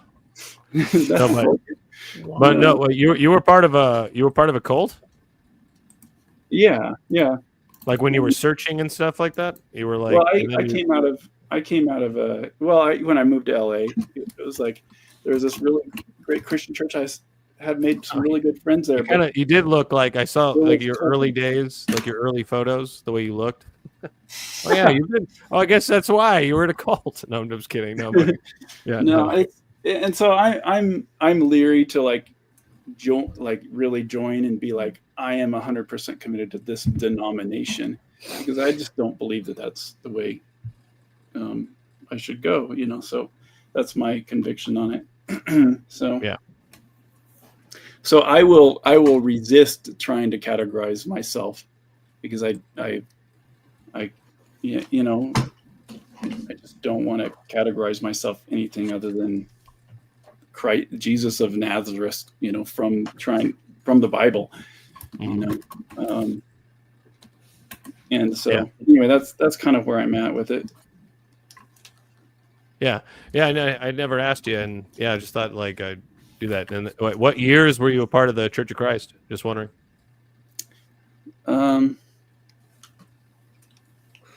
98, 2000, early 2000s. Early 2000s. Okay. Yeah. Well, that's when they were going through their, like they had a big, huge split or something like that around that time. I don't know if it's the same Church of Christ that you're talking about. Yeah, there was a few sects. They all had their different beliefs. I know there was. I didn't realize how many had split off into different Church of Christs. But the one that I guess that I was a part of was the they did instruments. They didn't do the non-instruments, and then it was who cares? Like that's all the stuff where it's like I don't care. Well, that's the point. That's the thing, is that you kind of the differences. I know that. Well, that's it's so funny how like it's every single one of, if you go to almost every single Protestant church. I just say Protestant because every single one of them began at the Protestant Reformation. But you go to every single one, and they all say, "We just go by the Bible alone," and then they all have. They can't agree on even the essentials. They can't agree on anything. They say we just believe in the essentials, and then they can't agree. Like, are you supposed to dress a specific way? Are you supposed to do no instruments or no instruments, baptism or regeneration, or no baptism? Are you supposed to? Is it just faith? Is it grace? Is it? So that's what I'm trying to say. So then everybody goes, "Well, I'm just non-denom." Yeah. And but still that doesn't, like, I used to say that because I was like, I was like, am I going to I want to sell them on the Church of Christ doctrine. And so if I say I'm non-denom, it makes it sound like I'm a part of the universal church or something. I don't know, whatever. I see. Yeah. So I was mean like, non-denominational as in a category that has a LLC or a 501c organization. Every person that I've ever, like, they always, whoever's non-denom, they're like, oh, then if you just get down to core, okay, well, what do they believe? It's just, it's like a form of Calvinism, Baptist, Church of Christ, or some mixed of something that's of all of them in some way or something like that. It's kind of like your interpretation kind of thing. Again, it's like some say I follow Paul, some say I follow Apollos. Like, were you baptized into Apollos? Like, going back to scripture. Like, I think we're commanded not to try to divide ourselves more and instead try to unite us, as long as we have the you know, like we can disagree on how Yeah, I we think we're understand not supposed to maybe be someone divided. hasn't maybe someone hasn't studied this and that as much as the other person. That doesn't mean that they're not part of your church, you know. Right. Then Right. there are certain sects that I think, or not sects, but certain religions that claim Jesus, but they're claiming a different Jesus, and that's just a false prophet. Well, you I know? can agree with that. Where it's like, yes, it's like the Bible said. The Bible doesn't want you to be divided. Jesus does not want you to be divided. You know. But isn't that funny? It's like, but then all you see is division. It's like, Yeah. you know. So it's like, Yeah, but and- I do believe that where you're saying like, it's like you're speaking to something where it's like, yes, there should not be division. There should be, you know, Yeah. one Lord, one faith, one baptism, one like that body. kind of thing. No, it's supposed to be One no, don't sow division, no disunity, you know. Yeah. So yeah. And there's Eben. Welcome, Eben. Hello. Oh, what's up, dude? How's everybody on? Dude, Hello. good. Came at a great time. We're all Having talking a about great religion. Is that a pipe? What are you holding? That's your microphone. For the smallness of the window and the angle of your hand, I thought you were like Sherlock piping it over here. Like, It's very sophisticated. very sophisticated. No, I wish my lighter was working, and then yeah, or I had good tobacco. I don't know. I would have. But yeah, That's awesome. but been good. Good. Yeah. Good. Let's see. Who should I put on screen? Oh, I Hello, got hello, Fuzzy. Fuzzy. he's focused. Yes, locked in. Sorry, Locked I in. am. Yeah. That's good. Yeah, you better be He's sorry. deaf. Yeah. You didn't notice, but I fully stepped away for a minute there. I noticed. And then I started. Never mind. I don't know. But yeah. I'm sure I'm way late to this party, so Uh-huh. I'm sure you've already talked about it a few times. But let's reset the stream for anybody who's joining now, like me, and say Yeah. what is everybody working on? Ooh. Sounds good. Well, Okay, Fuzzy, you want to start since you're on screen? If you right mind? now, I'm working on my webtoon called Hello Sour Crush. You can check it out on Webtoons right now. I am on hiatus, so unfortunately, this is all that's up, and this is all that's going to be up for a little bit. But read it and get hooked so that I have more motivation to come back and do a million episodes. Very good. Well, this means there's more episodes coming, as evidenced by this activity right now. Yes. All right, get that let's see. damn camera off me. Ta-da. And here's what I'm working on. Phobos. So It was a Bond bus. 3. Ah, There's a tour bus. I'm going to trace over it, so don't worry. It could be an I'm not- interesting creative choice if, like, the one thing in the entire series that's in color is just like this photo reference of the bus. Nice. What page is that now? Oh, it's this is part of volume 3, so it's like page 50 around 50s. Maybe it's All right. right before the 50s. Yeah. Yeah. Well, cool. Awesome. Yeah. I'm sharing my screen. I'll just show you. Let me. This is- Hold on. Where are you? Anthony. Here we go. So Anthony. this is my sister Suprema. This is the cover for book 4. Awesome. So amazing. And so this is what's happened in the story so far is that Randy is now in the lair of Dangeroo. His name Dangeroo or Dangeroo.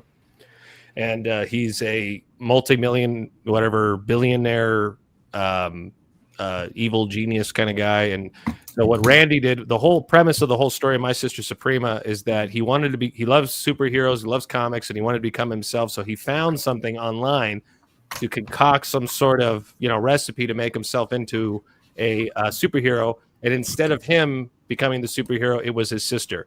So the enemy has now found him and brought him to his evil lair. So now he's in the ship and he got away. So instead of it it's kind of just taking where I guess the enemy, the villain doesn't have the upper hand. It's like every single way, Randy has the upper hand in some way because he knows these stories or something like that, but he keeps getting away. And so this was just right after you're in the reveal of like who Dangeroo was. He was always in robots. You always saw his face on the screen, and then he turned out to be like a midget. Yeah. And so Randy and him were the same height. So Randy punched him right in the face. And so now you're taking part in the story where he was just like, he's calling out his robots to stop him, and he's running away. And you just see the robot trying to get him. And then he's like, but wait, no, don't kill him. And then, and then he's like, huh? Whatever. And then another robot hits him and the bomb comes off and whatever. And then he's just happy. Randy's just like, this is crazy. I'm in a super villain's lair being chased by killer robots.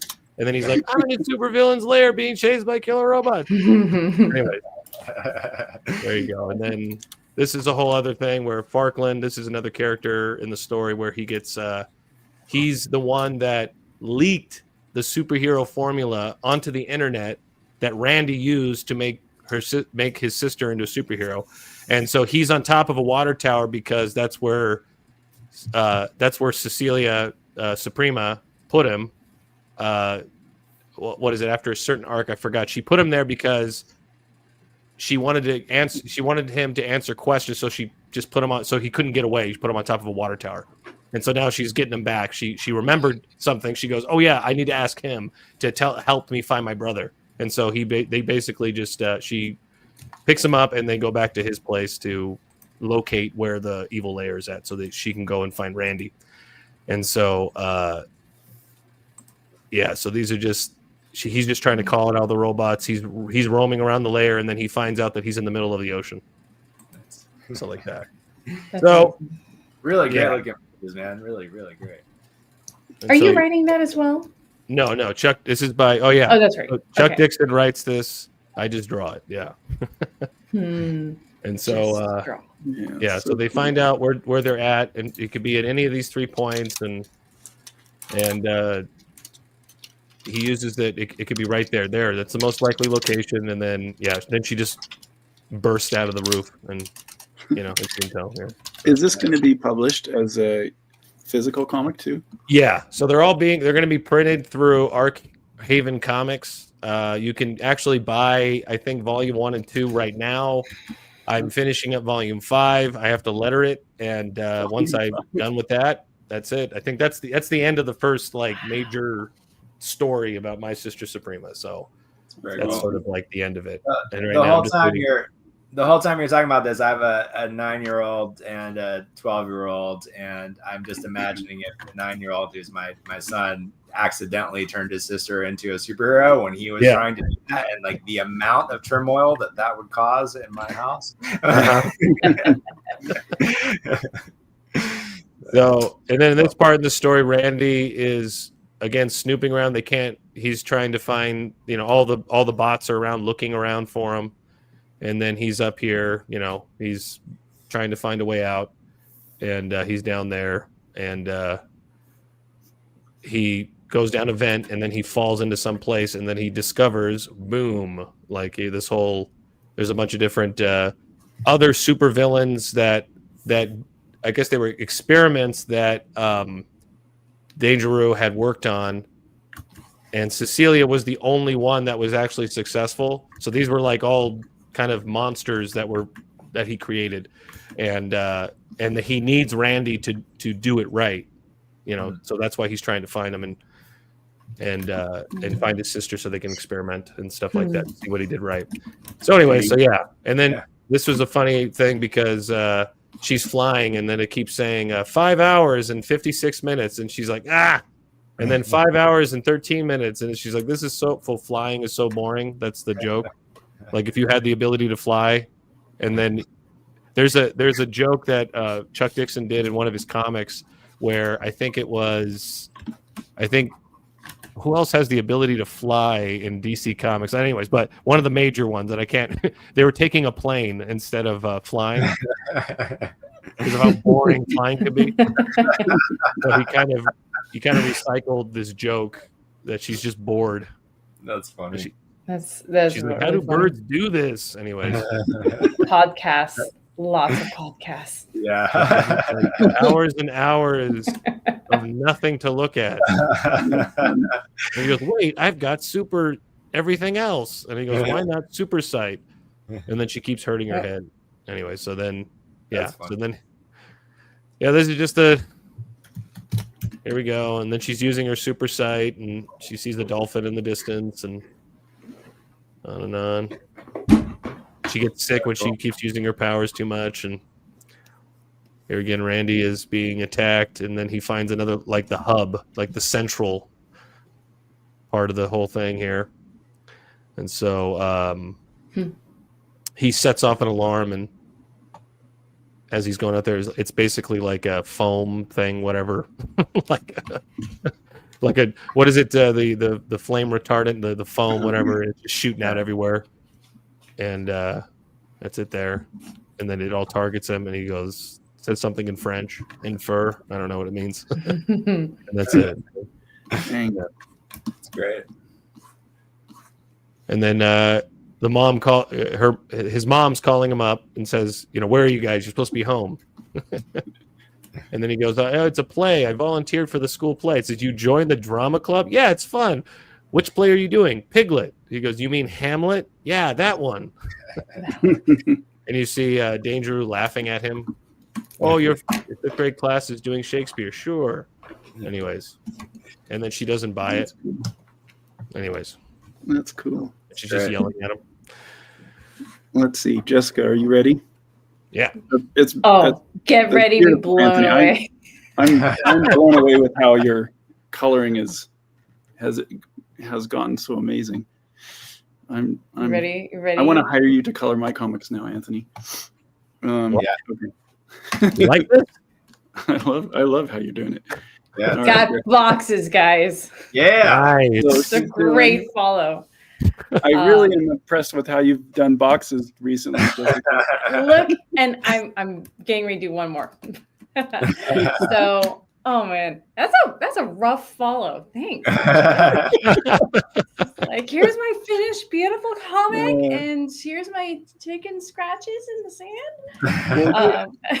sand. You could show what your comic is. Yeah, that's not fair. He showed finished art. Hey, This is yeah, what you're working on. You can show some finished pages. yeah, I'd have to actually go dig them up. Yeah, okay. Wow, I wasn't. I can ready come for back. this, guys. I can come back to you. Yeah, You actually, wanna well, let me show go. something, I Evan? mean, I can go find them, but or I can just talk You about what I'm don't have working on to. right now. I really don't care. Yeah. Well, I'm working on Interstella, and this is the main graphic novel. Back in 21, I crowdfunded a. Actually, I can show you stuff on my wall right here.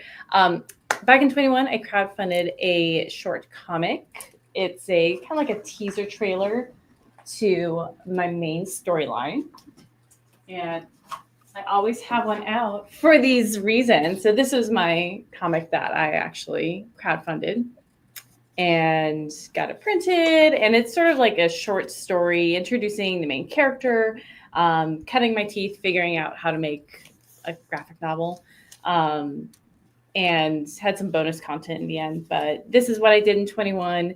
Been on hiatus on and off for the last 3 years. And now I'm actually getting back to work on the main storyline. So let's see if I have actually a few.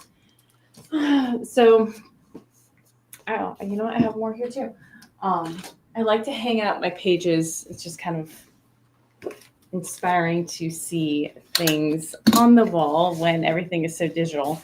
Mm-hmm. So these, I mean, I look at these now, and these are actually a couple of years old. So these are some of the original inked drawings of the graphic novel I'm working on now.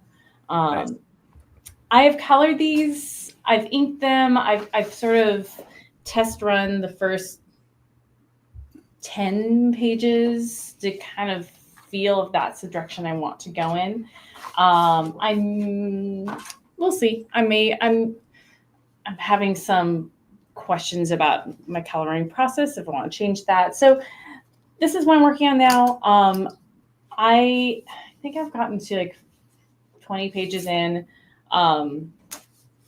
But really what I am working on now and realizing what I need to do is I need to really sit down and thumbnail out the entire story.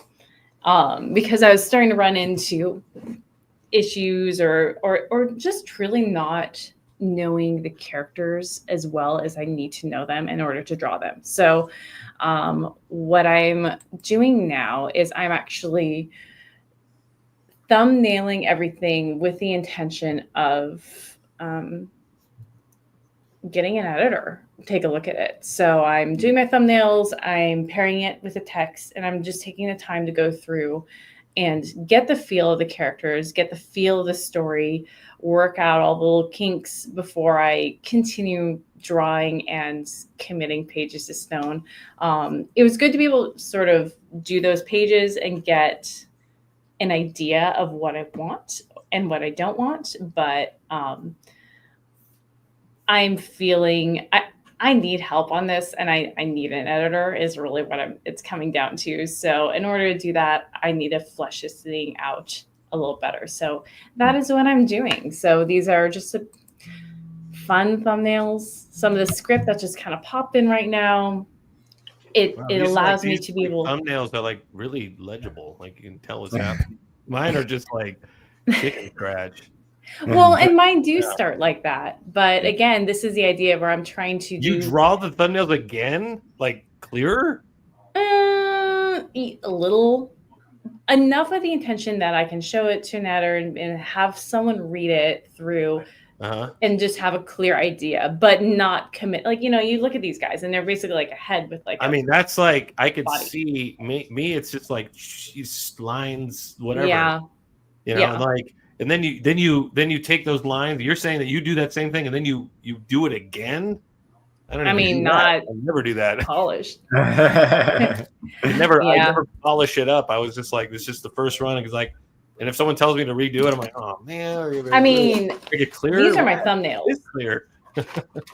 These are all my thumbnails right here. So this is me working it out and figuring out what I need to do. You're so organized.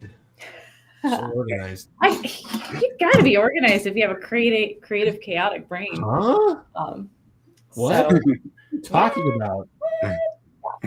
So that's kind of where I'm diving back in. And honestly, I'm trying to figure out like if this is even the format that I want to continue with. But yeah, so cool. And your script as well? What? Your script as well? My script, my script. Yeah. Cool. Yeah. So, and then doing children's books on the side. But wait, and then a baby girl and all this, like. Jessica, what are you stealing from? Who am I stealing from? Yeah. Who am I stealing from? Fight me. You are close enough. I will find you. I know I gave it away. No, anyways, but so no one. Like, who's some of the influences that you have, like for your drawings and stuff like that? Otomo. No, I'm just kidding. No. I love astronomy. Who are my influences? Honestly, I really just want to make the story that I want to read. Wow, I don't know. I don't know how to answer that. I mean, I have visual and artists that inspire me, but real Quentin Tarantino. I just want to make, because the thing is that I cannot find this feel that I so deeply desire and I want to read. I want this story and I just can't seem to find it right now. And maybe it's just because I've not been searching for it, or I don't feel like I have time, and it's fine, I'll just make it myself. Let's just do this. Mm-hmm. So I don't know what kind of answer that was, but no. That's the birth of a lot of great things, is I'll just make it myself. Yeah. I mean, I am very, like, as this is developing, as the story's developing, as the characters are developing, in the visual style, I am happy to say that I can put this up on my board, look at it, and just get excited. I love coming into my art room. I love being able to work on this, even if it's like right now working through panel compositions and storytelling and trying to put these things together and recognizing that's like, oh man, I really do have gaps in my knowledge, and how am I going to address those gaps? And you have artist friends you hang out with? Do you have artist friends you hang out with? In person or online or yes? No, in person. Not in. I don't think I've ever had.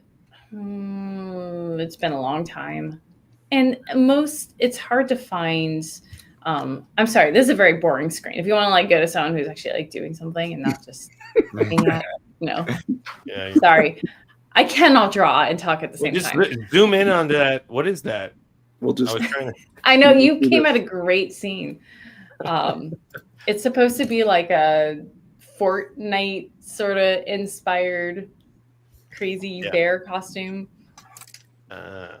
And like they're walking into these two characters are talking, and they're walking into the house talking, and they're kind of ambushed by another roommate, and he takes off the like little hat and is just like, where have you guys been? And they're like almost had a heart attack. So I was in the chat. If Art of Sane, dude, if you got questions, just ask questions in the chat. If you got anything, yeah. I forgot there's a chat. Well, cool. All right, Evan, what are you working on? I'm actually working on some of our app UI at the moment. So. So this is it's funny. I don't think Jason knows this, but I almost always use Remind as the kind of sample for prototyping this stuff. So we're making a bunch of updates to the player that we have embedded in our platform. I think the last time I probably saw you guys, we were more kind of what I would call version 2 of Macroverse, and we're now well into what I call version 3 of Macroverse. So a lot of evolution from there. And 2026 is going to be a lot of new features and things that are rolling out. And so, this is kind of a prototype of an updated version of the kind of full screen top story version of stuff that we do. And then more of what I'm really working on at the moment is more of the flows for as you go into the player.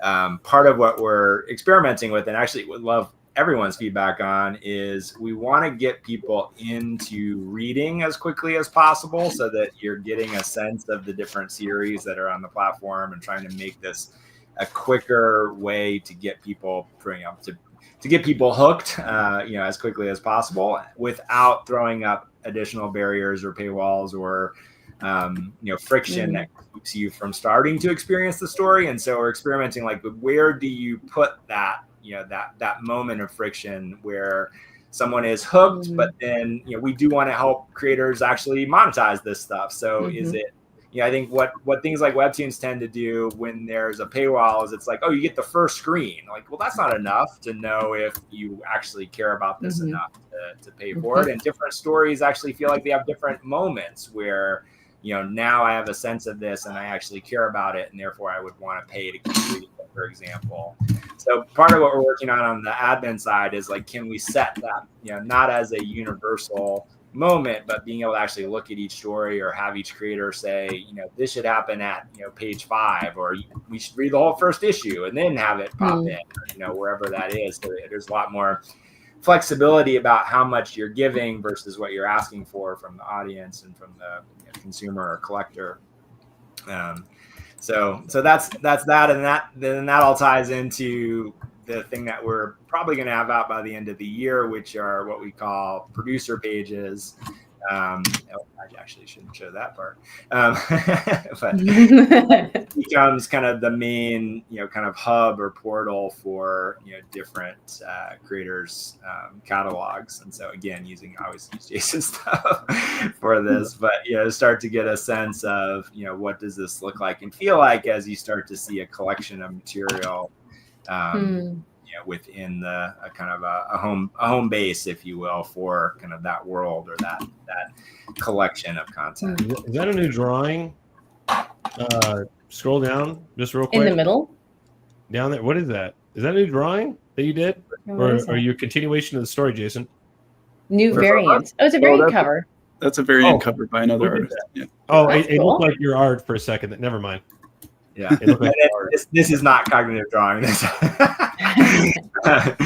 fun. Yeah. That's fun. What the, The new Okay. variant cover for cognitive drawing.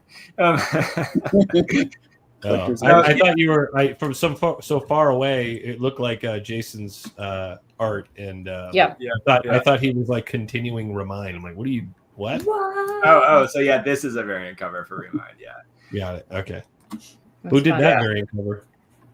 This is a guy named Carlos. Carlos, I'm always going to mispronounce his last name. I think it's Demau. Yeah, but he's a French illustrator, just phenomenal comic artist. And Yeah, he's all right. did this cover I'm for just him. kidding. I'm kidding. Nice, good. So cool. Yeah, he's great. Actually, since for people that know Remind and know this stream, we won't crop it. Oh, this is the crop version. Never mind.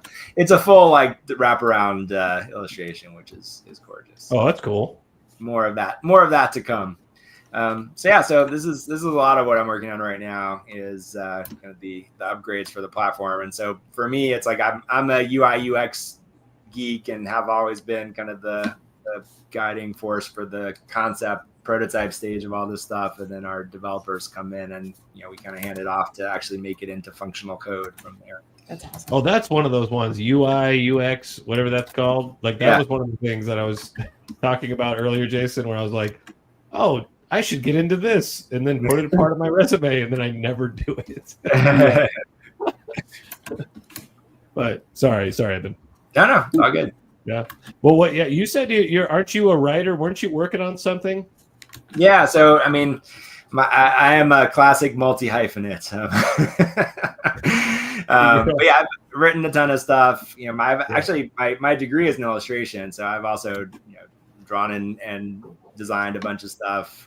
Everything from working on commercials and all kinds of web development things over the years. But the first decade of my career was when Flash was taking over the internet. So our whole, my whole first company was about high-end interactive web development. And then went from that into writing and directing and producing for games and a little bit of TV and animation and all kinds of fun stuff. And then, I've drawn some comics over the course of my career. I've written a lot more than I've drawn. And then have segued into now Macroverse is now almost 6 years old. So we're kind of into this third iteration of it, which is pretty crazy. Well, let me know if you need an artist for anything. We always do, but it's finding the right projects, and I love your work, so there will be a time. Yeah, what is it? Well, that's cool. Yeah, no, but like Macroverse, the way it's like set up, for the comics and stuff, like when I was looking at seasons on it, and then the way you like set it up, it's there's a lot of care to it. It's really good. So thank you. Well, actually, while I'm still sharing here, let me give you guys a little walkthrough of kind of what the new version of this is, because we've taken a little bit of a different tactic with what we're building now, and we've learned a bunch over the last number of years. So the format, like the Tap Story format and those sorts of things, is one component of it, but we've also been doing physical things, and so this kind of intersection between digital and physical is where we're seeing kind of the biggest opportunity now. And so I don't know if anyone missed it, we did a Kickstarter for this whole collection of pre-code horror comics, which did really well. And then we're doing similar stuff with Archie and with some other licenses that we're working on. Yeah, but nice big swastika right there on the cover. Well, right? This is 1947. What else are you going to do for the right there? Yeah, put it right up to the screen. Yeah, there you go. Screen. Oh no! These are clearly the bad guys. The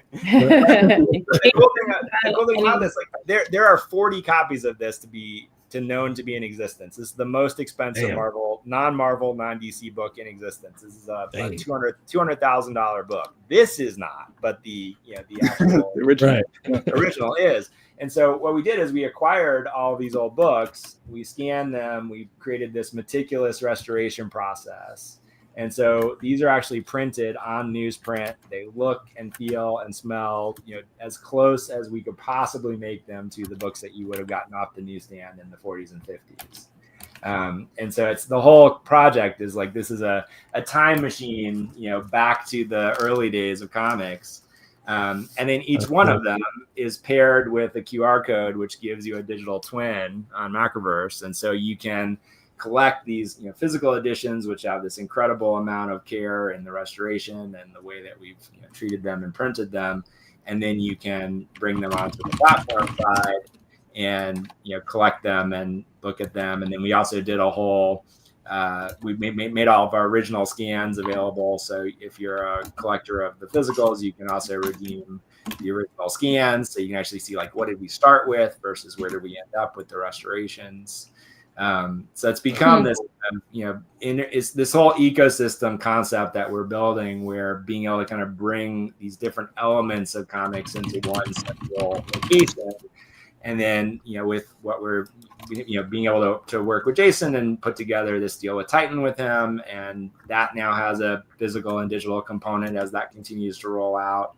And then, if you've seen the Kickstarter, we brought in Jeff Yeager, who did this incredible sculpture of Frank. So it's connecting a lot of dots in interesting ways and using the platform. Wait, hold on. Jessica, mute. You got to mute. You're loud.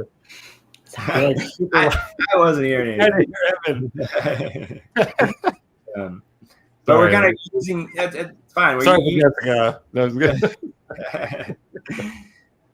So anyway, we're using the platform now as a way to kind of bring these different elements together and create, some tools for creators, things that we can do on our end, physical connection. We've got this other thing called Mixprint, which lets us do one of X printed editions of anything. We did a Wu-Tang release for Record Store Day, and then we've been doing covers for Titan for their Heatseeker series. And so it's just kind of an interesting collection of technologies that we're now able to kind of connect into one ecosystem. And that's the tip of the iceberg. So it's a lot of fun. Cool. Yeah, that's really cool. That's awesome.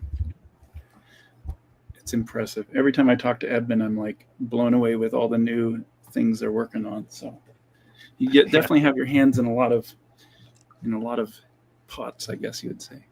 A lot of pots, yes. A lot of pots, yeah. And you guys pitch TV shows and everything else too. We certainly have, yes. Yeah, some of you may have heard this story, but so the short version of the history is, I had this marketing and branding agency, and then my co-founder Adam Martin was in the film and television world. At that point, he was coming up as first a PA, a production assistant, and then a second AD, and then first AD, and kind of working his way up through the production side of television or the first film and then television. And we became friends first, and then started realizing like, oh, we've got these kind of interesting overlapping areas of interest, specifically around writing and creating content. And that led to us, starting to write some stuff together. So we sold a spec screenplay, which we got optioned, and then that kind of led us into being at CAA for a little while. We wrote a pilot for actually a comic series that we do called Dead Town, and that started off as a TV show, which was literally like probably a week from being sold when they sold The Walking Dead instead. So wow. At that point, you could only have one show that had zombies in it. Meanwhile, there's like 50 shows with vampires in it, but at that point, only one could have zombies in it. And so that killed that deal, and then that kind of led us into the direction of going like, well, we're never going to really be in control of this. So we ended up in game world at that point. So writing, directing, and producing video game content for the next decade. And then what led me back to comics after being a lifelong comics fan was the Boondock Saints, weirdly enough. And so, connecting with the director of that movie, and they were getting ready to launch the sequel. And I immediately kind of felt like this should be a graphic novel. And so I was able to put that deal together and then work with 12 Gauge Comics to publish that. And then that kind of brought us back into the whole industry and led to we should do this digitally because no one's doing it right. So here we are. Yeah. That's awesome. Yeah. Dope. Uh-oh. Anthony's not present. On the phone. It's all good. It's all right. Things are. Well, I getting don't want a to little put I don't want to put myself on screen because I'm looking at tour buses on Google Pictures to try to get the right angle. Yeah, you need a 3D model of a tour. Yes, Like throw in there. I sketched it out thinking, oh, I'll just make it really flat. But then I have two panels where it's really flat. So I'm like, I guess it doesn't matter. I'll put Anthony's picture on screen because it's so pretty. Yeah, it really does look great. Oh yeah. Well, Pages these are are like the late. Can you hear me? Just make sure Yeah. my mic is not on mute. Okay. I have my own mute button on my mic. And so yeah, so these pages here, these are the latest ones I'm working on. So there's no lettering on them yet. And this one particular, she's found the lair, she's there, and she thinks that the robot is the bad guy. But so Randy got a hold of one of the robots, and so he's in it, and he's fighting those things that were in the tank. So those like deformed soldiers. And so they're like animal hybrid superhero types or whatever, and they're under the control of Dangeroo. And so she thinks that the robot is the bad guy, so she's going to come over there and she's going to assault him. Yeah, let me say. And then so she punches him. So you see that right there. Right. Mm-hmm. And then you're inside and you see Randy like, ugh. And then she's over him right there. Yeah. So he's like, no, it's me, whatever. Right. And then she hugs him. She's like, oh my God, I found you, And she has super strength. So remember, and she lifted him up. And then in this moment here, he's like, well, we have a bigger problem. And she turns around and then this horde. And so he's doesn't have to protect her, but his brother instincts sort of kicked in, right? Mm-hmm. To protect his sister.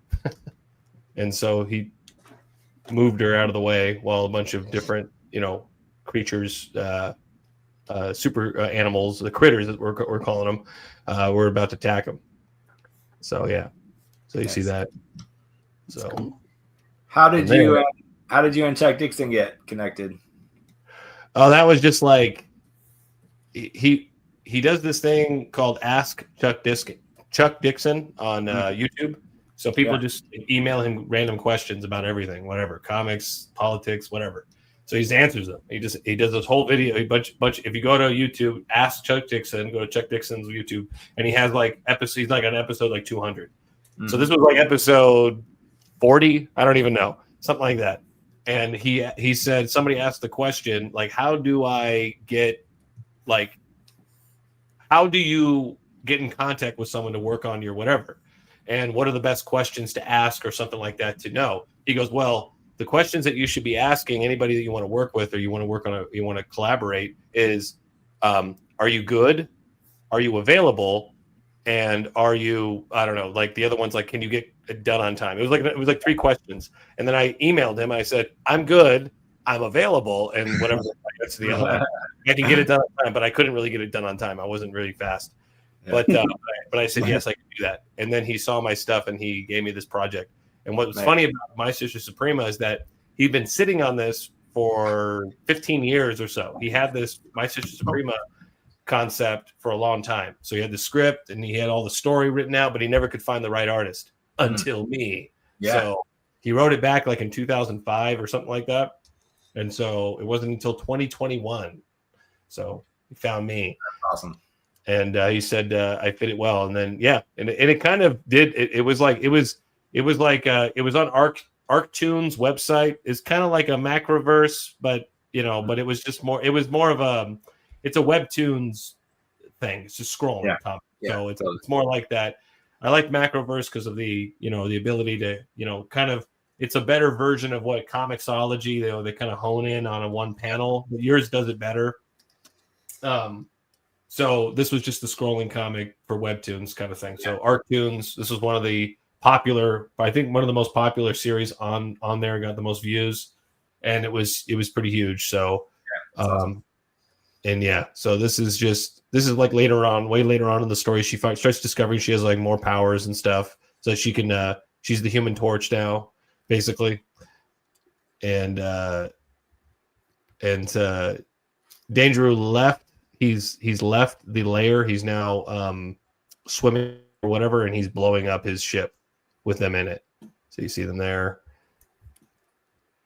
And then he's falling down the side of the ship. He's slipping down and he's falling into the water. And there he is. He's in the water.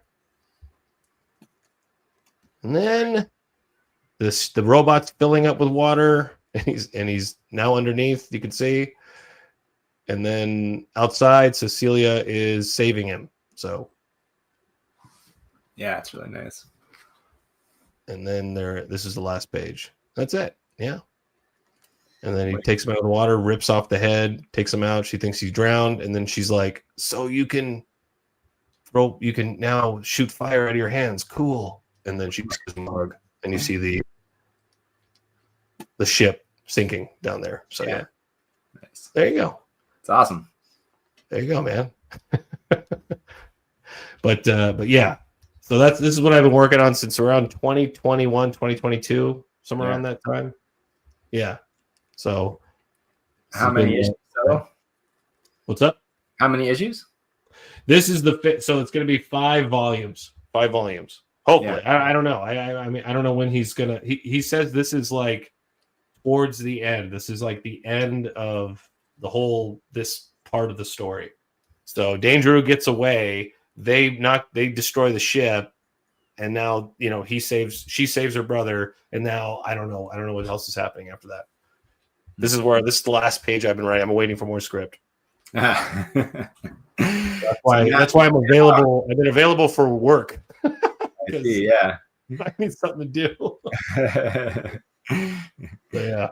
So you got to send him those questions back. Be like, are you available? Are you good? Can you deliver your scripts on time? For writers, yeah. Can you pay me my rate? That's the whole thing. That is a good question as well. Yes. My sustainable rate. Can you do that? Yeah. But yeah. Very cool. Yeah. Oh, now you're back. I'm back. Are you liking my colors now, Jason? I love them. Yeah. I've gotten very, very simple. So, like, see these ones here? Like, I like the simplicity. Like, I like having just a couple colors, but then, gradients within those colors. And that's exactly what you're doing. I was like trying to keep it simple. I don't want to get I was trying to get stuck with I see what Fuzzy's doing. He's going, I have a little detail, Yeah. The lighting and stuff. It's not bad, but it's like this cuts the time down. Just kind of you're coming down on me pretty hard here. Yeah. I just chose a palette, and I just kind of stick within just a couple of those colors and everything, and then it kind of speeds it up. And then it's like, dude, the lighting that you did in Sithra, that kind of just mesmerizes people. Mm-hmm. Yeah. So I don't have to do a lot of you don't have to do a lot of detailed color work. See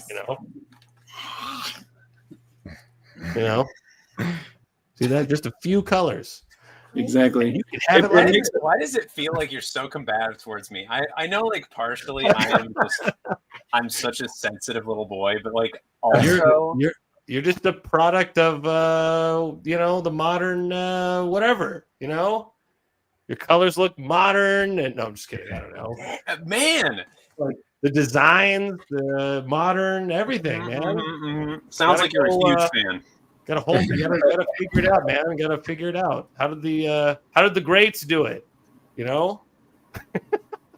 I've seen a whole lot of. That's an interesting thing. I saw somebody who I went to a few cons, and I've seen it in on the internet and stuff of people trying to emulate the old style, the old American comic book style, and they're like, we don't see a lot of this anymore. I feel like I'm in I'm inserting myself in a way that's not there, and I'm like, yeah, it's not there because nobody's buying it. Yeah. And and he's not. It wasn't bad art. It was good emulation of the old stuff. That wasn't the issue. It's that nobody wants it. Do you mean someone drew a style, a Kirby-esque style or something like drew like that? Yeah. Yeah, it's just I I love Kirby. I'm not shitting on Kirby for the record. Oh no, I don't think you are. I'm getting like it's like so there is like I'm gonna draw like these old guys or something like that. You don't see it often, right? So that's one way to go.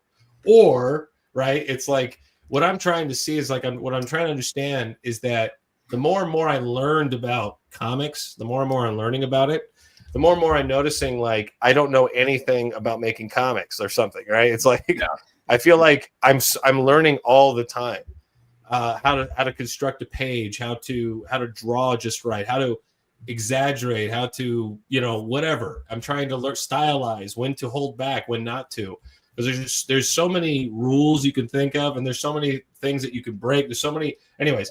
So I look to the old guys, and there's a couple of them that I go, oh my God, he's doing what I want to do. He's doing something I want to do. And then I implement my sort of, like, I'm not going to draw it like that. You know what I mean? Like, that's just like, I don't know. It's like, I'm taking these old school methods or something like that, right? Because you see what they did. They're doing what like manga is so successful at doing. Old comics, old creators did all these things. That's why they were successful. And then, whatever. DC and Marvel just decided we just don't want to make money anymore or make, good comics anymore. So they just like decided that they don't know how to do it. They don't know what they're doing. So anyways, so manga is doing all these things right. But they're getting that from old school US, United States, the way that they used to do comics and stuff. I'm being very general. There's more to it than that, but I just mean that. So I noticed that Toth, Ostner, there's so many different artists out there and so many different creators and storytellers that you just look at and you just like, I'm trying to emulate. There's a why Kirby is comics, why they resonate with so many people. And there is a way to do comics. There is a way to do it. Like, this is comics. This is not. This is like, you could kind of look at it that way. But at the same time, it's like, well, you could do a comic any way you want at the same time. Yeah. It's just, it's art, you kind of go, well, feels like it's relative in a way. But at the same time, there's rules and the time that you can break them if you do know how to do it. I don't know. But anyways, I just keep learning that old school way. So there's a difference between drawing just like them, and actually taking away like almost like you're taking away. I see this engine and I'm going to take it apart and see how it works. I'm going to rebuild it again. It's like, that's what I'm trying to do. What did they do? Like, what are they doing here? What are they, anyways? So I think it's the separation. It's the separation between style and substance in a lot of it, where it's like the style is emulation, the substance is the lessons about why it works. And like my mentor, as I was initially drawing comics, was Brian Stelfreeze, and one of the things that he said to me early on was like, there's the people that are incredible draftsmen who you almost don't even care about the storytelling. And, he and Jim Lee were good friends, but he was like Jim Lee. So he's like, Jim can draw anything and it looks amazing. His storytelling almost doesn't matter because it's just like, this incredible drawing brings me to this incredible drawing, brings me to this incredible drawing. And I'm just going to go along for that ride. And then there are the Alex Toths and the Jack Kirbys to some degree. And like the people where the storytelling is so successful and so good that the drawing almost doesn't matter, that you almost forget that you're reading something because the way that you're being brought through the story is so successful that the drawing almost just melds into the experience of the story. And so, there are people that fall all along that spectrum, but I think, to what you're saying, it's like the things that prove to be the most successful are not because it's one particular style or another. It's because it's finding a way to capture the reader in a way that has them invested in the experience of going through that story, whether it's looking at pretty pictures or being so engaged in the narrative itself or the way that you're being pulled through the narrative, like wherever that falls on the spectrum, it's like one way or another that keeps you invested. And so like trying to draw like Jack Kirby might not be viable in today's market, but understanding how he could stage a sequence or how he would get you engaged in characters within 2 pages. I mean, I think this is something that Marvel used to do incredibly well, which is almost completely gone, is like you knew by page 2, what is this story about and why do I care? Mm-hmm. And that is almost completely gone. Well, it's almost by page 1. Yeah. It's like, often it is. Chuck told me, like, Chuck tells me, he goes, he's like, I don't want to sound glib, but he's like, I don't want to bore the reader. So he tries to hook you in so fast by page 1. Like he'll tell you all these stories, like, you know, in those Ask Chuck Dixon things. Like I learned so much from it. It was just like, oh, you know, they got this writer guy, you know, in to do some sort of big arc for the new DC, whatever the big event that was going to go along. And he had all these ideas, you know, it's like about this or that. And then he goes, then the question was like, how are we going to get to know this character? He goes, well, I'm going to do this and do this, do this. Like, how are we going to like this character and know who they are? And he goes, well, he has a plan for a couple of, you know, an issue or 2, and then to do this and do this. And then Chuck's like, I could do that in a page. You know, it's like, why is it taking so long? I don't understand. But not to like sound like he's like, you know, just like, oh, I'm better at you. But no, he was like, it doesn't have to take that long, because old movies used to do that. Within 5 minutes, you knew what the stakes were. You knew who everybody was. You knew who the bad guy was. You know the good guy. You know, you knew everything within 5 minutes. And now you can watch the movie, you know, and then sometimes movies, like, they take forever. You don't even know who the bad guy is, the good guy is. You don't know who to root for, who not to. Everything's confusing, you know, for the whole movie up until right up to the end. And you're like, okay, now the movie started, but then it's over, you know? Yeah. So I wonder what you guys think about people, the opposite end of that, where it's like, they're trying to do that exactly, and they are not patient at all, and you're given no time with anything, and it's effectively, it's like what you're talking about, but done very poorly. And so you're left with the feeling of, okay, I don't care because you spent no time on these important parts. I don't know who this guy is, or you can tell me that this happened, but like the issue with exposition in a movie or something, where you're like, yeah, you told me a sad thing happened, but I didn't experience the sad thing, so I don't feel as sad as I could have felt. Or you didn't give me enough like mystique or breathing room or anything, and now I'm just like, I feel take it or leave it about this whole thing. Well, I think the key thing in what you said is it's done badly. So I think anything that's done badly is going to generally be ineffective. But I think, you know, there are fundamental storytelling principles, whether it's writing or drawing or comics or film or television or games or anything, which I think are generally applicable across the board. And to me, it's like at the core of that is like, if it doesn't have something to do with character, then it probably doesn't belong there. It's like something that is driving the story forward, in my opinion. It's like it always has to come from the characters that are doing something that then either causes conflict or, you know, tells you something about the journey that they're on and what they want. And if it's not doing one of those 2 things, then it's probably worth considering taking it out. There's an incredible YouTube clip from the creators of South Park where they break it down where it's like every story should be story beat, story beat, story beat, story beat. And in between those beats, it's either this, therefore this, or this, but this. Like it should never be happened, this happened, but this happened. Therefore, that's what it was. Exactly. But it should never be this happened and this happened and this happened and this happened. There's always something that causes the next thing to occur. Right. Yeah, it's like that's what you always just notice. You always, things are happening, but you don't know why or what for. What's you know, there's no conflict. There's nothing like that. Yeah. But yeah.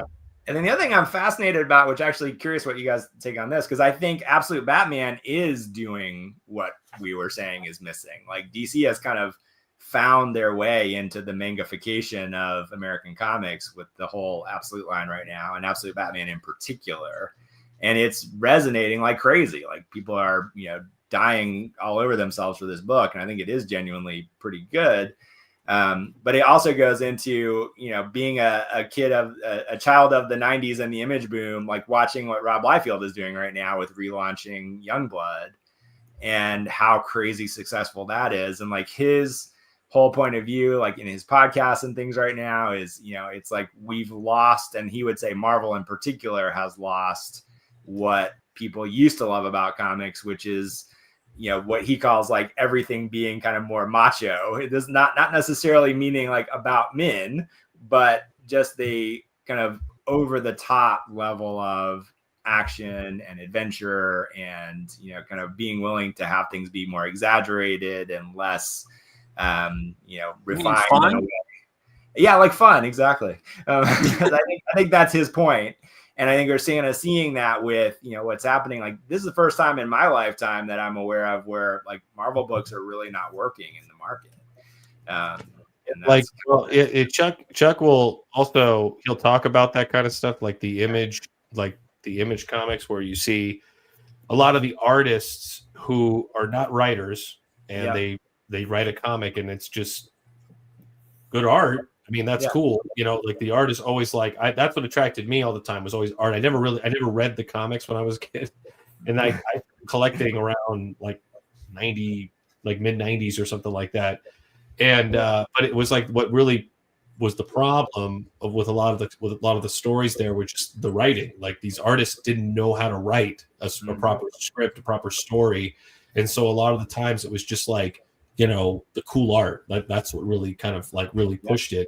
And he pointed that out, and I was just like, yeah, because a lot of the time it's like where the problem with movies and everything today, it's really kind of like the superficial. It's really the how it looks, how it's, what this is, what ideological or political or whatever. It's like things that are so trivial that don't even matter or something like that. And you're missing core plot or story things that are just like that are necessary in order to like for people to have like some sort of catharsis, like, beginning, middle, and end, and like things that make sense, or a story that's just like a well crafted. And so a lot of the 90s stuff did that, even though they look really cool, and very few are like written well, so it's always like story. You need story. Yeah. And so like, I don't know, it's just, but see, that's the thing with manga. Manga is doing a lot of things well when it comes to character development and caring about the character and the conflict and all that kind of stuff. Their editors are really working, but it's like sometimes it's so lacking substance. There's so many that are not like, I just don't care, and there's like volumes of this stuff, but but you really do enjoy the art, and you really do. There's something to that. You need to have a good artist. You need to be good. But something with story, and it's like a lot of the, like, I don't know, like I look at the big three. I just have on my bookshelf. The big three, like right now with manga, are like Dan and Chainsaw Man, and there's Jujutsu Kaisen. The best written one, well, to me, in my opinion, was Chainsaw Man. I read like volumes 1 through 11, like straight through, even though it's like I could give you my opinions about the story, whatever. But Dan was a little bit easier to read, and then Jujutsu Kaisen, I can't get past volume 2. Like, I can't get past that. And there's just like, because there's just so much lacking in the story, I just don't care. Yeah. And I think it just comes down to stories. Like, what is going to make me care about this, like, at all? Like, I feel like that's always like one of the biggest problems. It's like people don't spend a lot of time doing that. Like, why do I care about this? Mm-hmm. Yeah. Rant over, critically important. Why do I care about this? Yeah. I got to go in about a few minutes, but what is it? Yeah, I was just like that, like story. I'm working on the story right now, and like, man, the thing that I'm agonizing over is just like, just the making sense of this plot. Like, just get the plot, make it good, rather than just getting it out. Right? It's like, yeah. I mean, Jason, how do you approach that when you're working on something like Phobos? I mean, Phobos is its own unique journey because it started for you so young, probably. Yeah. So the evolution of that is I'm sure taken many twists and turns, but with something like Remind, like I know the secret history of what Remind is really all about, which I think is fascinating in and of itself. But as you're thinking about like main characters, secondary characters, kind of the journey that you're taking people on, how much of that do you think through before you start drawing, or is it kind of something you're working out along the way, or how do you think about approaching that? Well, I won't really start on a comic until I feel like I have a real solid idea of why I want to make it, like what the story is about. Earlier on, it was more just the visuals, and then trying to just I didn't think about the story as much, like when I was a teenager working on Phobos and stuff like that. And so when I started working on Phobos again, I really had to have a why am I doing this moment, and I would start and stop it as I would get better, but then I finally just abandoned it when I was like, wait a minute, I don't have a strong enough why, and like why this story, like do these characters resonate with me and my personal experiences? Because it's all, for me, it's like my stories all have to do with personal experiences or emotions that I'm trying to convey, or feelings, and so if it's not conveying something that's kind of special to me, then it's hard for me to want to do it, and I think that's why I have so much of a hard time working on like working for studios or something, is because sometimes I really have to manufacture those connections with the characters that I'm drawing, and connections to what they're trying to get across. Like they have a different agenda than I do, and so I'm just like, I feel the exact opposite as you, so I don't really I would write this completely different. Yeah. But anyway, so yeah, I don't know if I'm answering it. No, you totally are.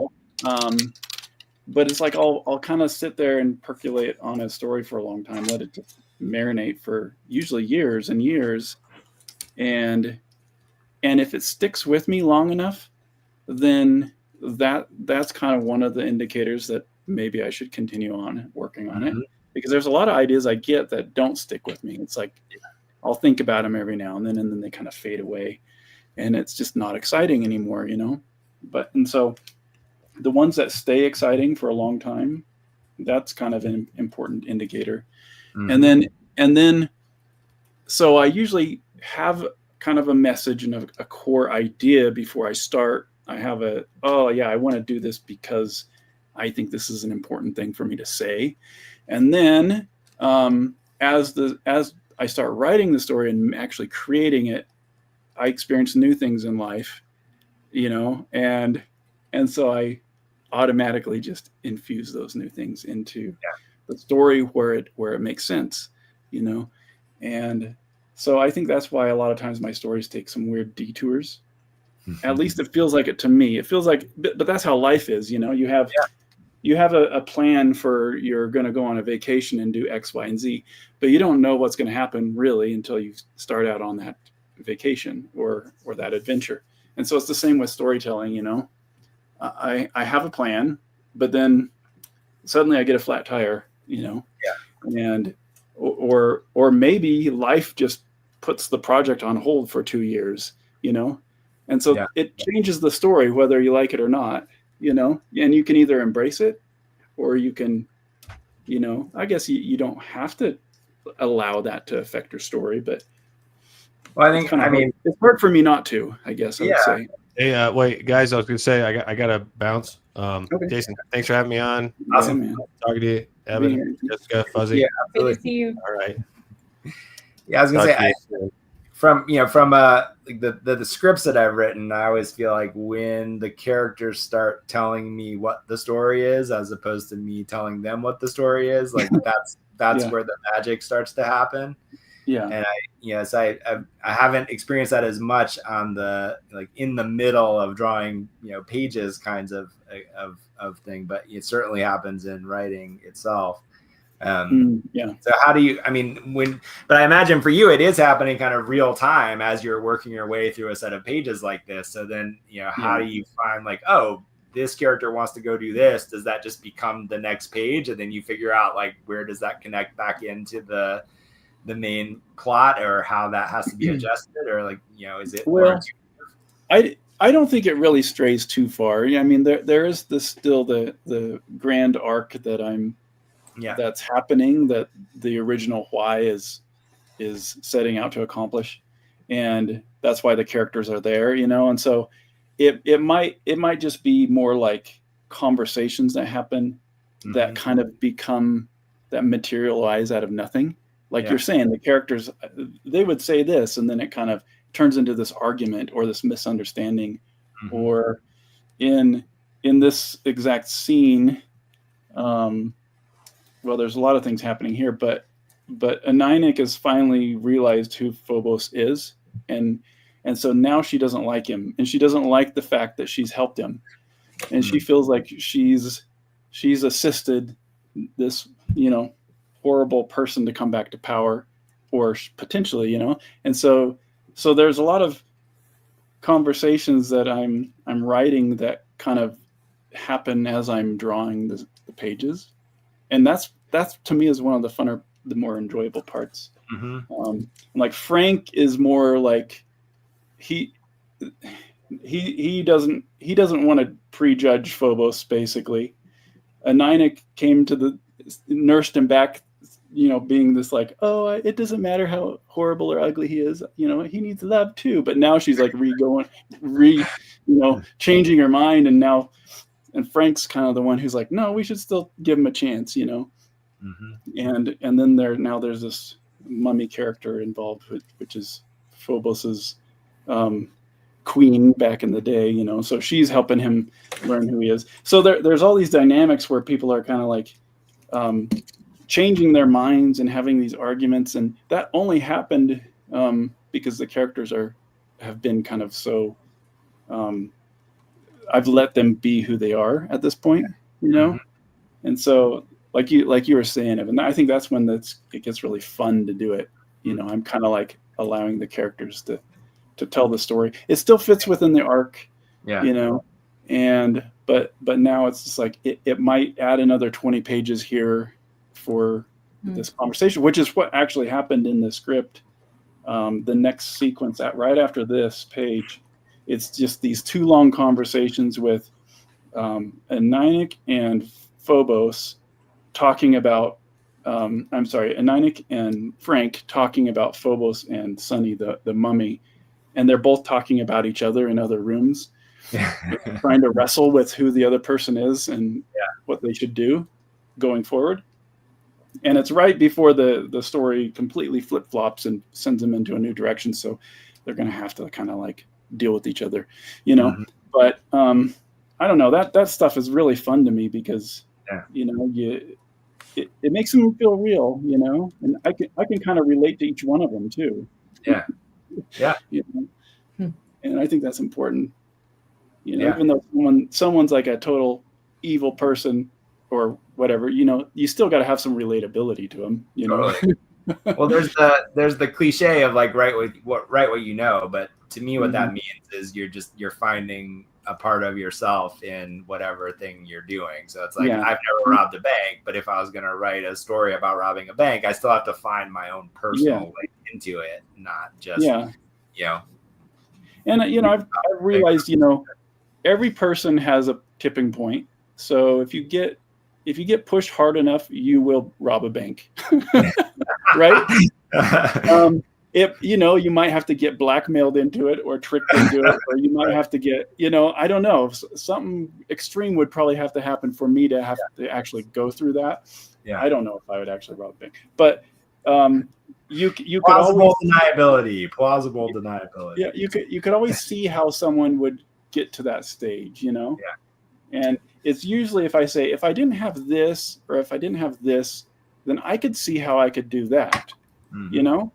If I didn't have this person in my life, or if I didn't grow up this way, I could see how I could do that, and it would make total sense to me, you know. And or if my parents were bank robbers, you know, like it would be normal. I just had a vision of like the bank robber family portrait, everyone in a black mask, like, you know, and the son sitting on the lap. For your 5th birthday, you get the mask. That's the Yeah, exactly. Graduation. I actually have to go, but thank you so much. It was really great to be able to hang out and draw again. It's good to see you again. It's been so long. I know. I feel old now, but hopefully see you again soon. Everyone have a great weekend. Great to meet you. Is Evan? Evan, yes. Evan, Yes. great to meet you. Nice All right. I think we've actually met before, but either way, nice to meet you or see you again. Yeah, it's been a bit. It's been a bit. It's So definitely good to been a see you bit, again. Very good. All right. All right, guys. Have a good one. All right. Thanks. Jessica. Bye.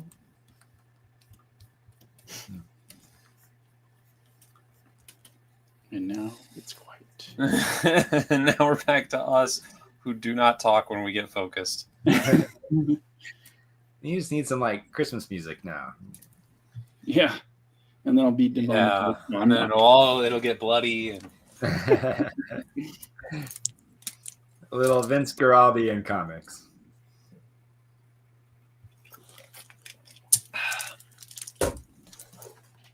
Okay, I think I'm happy with how the scene is going, so I'll move forward with it.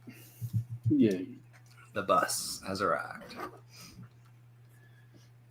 This is one of the next page. No, the page before this I haven't drawn because it's one of those things that I always joke about. I never wanted to draw a crowd of dancing people, and that's what's basically happening. It doesn't make any sense why I'd have a dancing crowd of people in Phobos, but you'll see once you get to the story. Spoiler alert. maybe one of the funniest things you've ever said in line with that is when you said you don't like drawing the same thing twice. And I'm like, you were an animator. Mm-hmm. You went into this specific job of drawing things multiple times. In animation, I enjoyed the monotony of drawing frames over and over again. That was really enjoyable for some reason. But in comics, you're not moving the character just a slight, hair of an inch one way or another. So you have to kind of just restructure everything every panel. So that's why I don't like drawing the same thing twice. It's also different in animation. Too, you're not doing finished drawings. It's it's some degree of finish, unless you're the sometimes people, but yeah. Okay. I could do this. I'm probably gonna have to finish this not while I'm streaming. Pulling it again, pulling out the old. Where is my? I have so many layers too. I'm getting really confused and slow. Where did I put it? It's the old parts of the stream I missed. The boring parts? No, the parts where you're like, oh, I'll just finish this later, and then also simultaneously like I'm gonna switch to somebody else and let them look like an idiot for 10 minutes. Yeah. Yeah.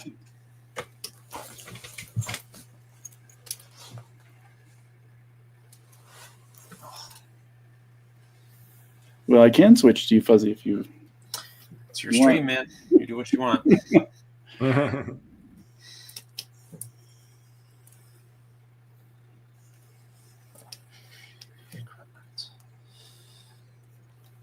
Man, look at that bus tracing confidence. Just like boom, boom, boom. Tracing confidence. Hey, listen, I think we've all been at the point where like we traced something. We were like, thank God I'm tracing this. And then you turn off the reference and you go, what? Yeah. Doesn't look anything like, but I traced it. Am I so untalented that I can't even trace a thing? I'm just not sure how to make this door open up. I can do that. It's not important. And I don't want to focus on it if it's not important. Whatever. It's important. Is it? I guess it is.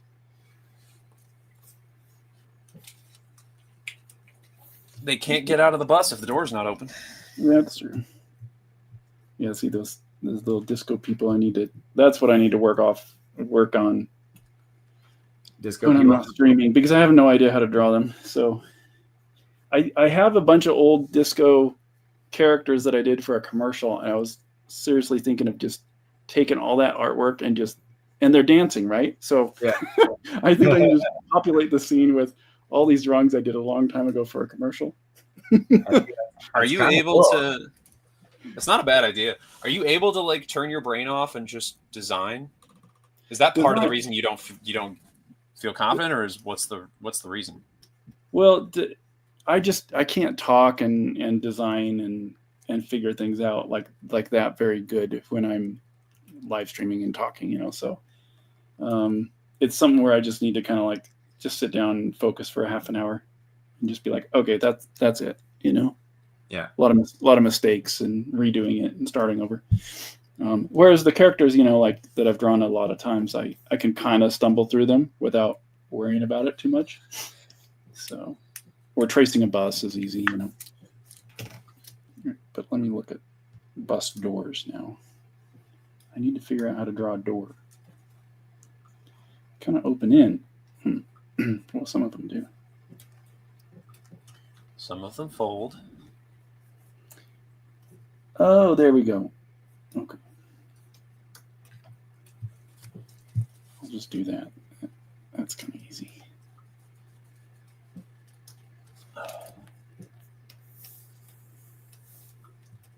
By the way, you can switch to me. I wasn't trying to be all curmudgeonly about it. I just don't want people to be bored when they're watching me trying to figure things out. You saying they're going to be bored watching me? Watching me trying to figure things out. That's why I want to switch. That's the only reason why I would want to switch. I see.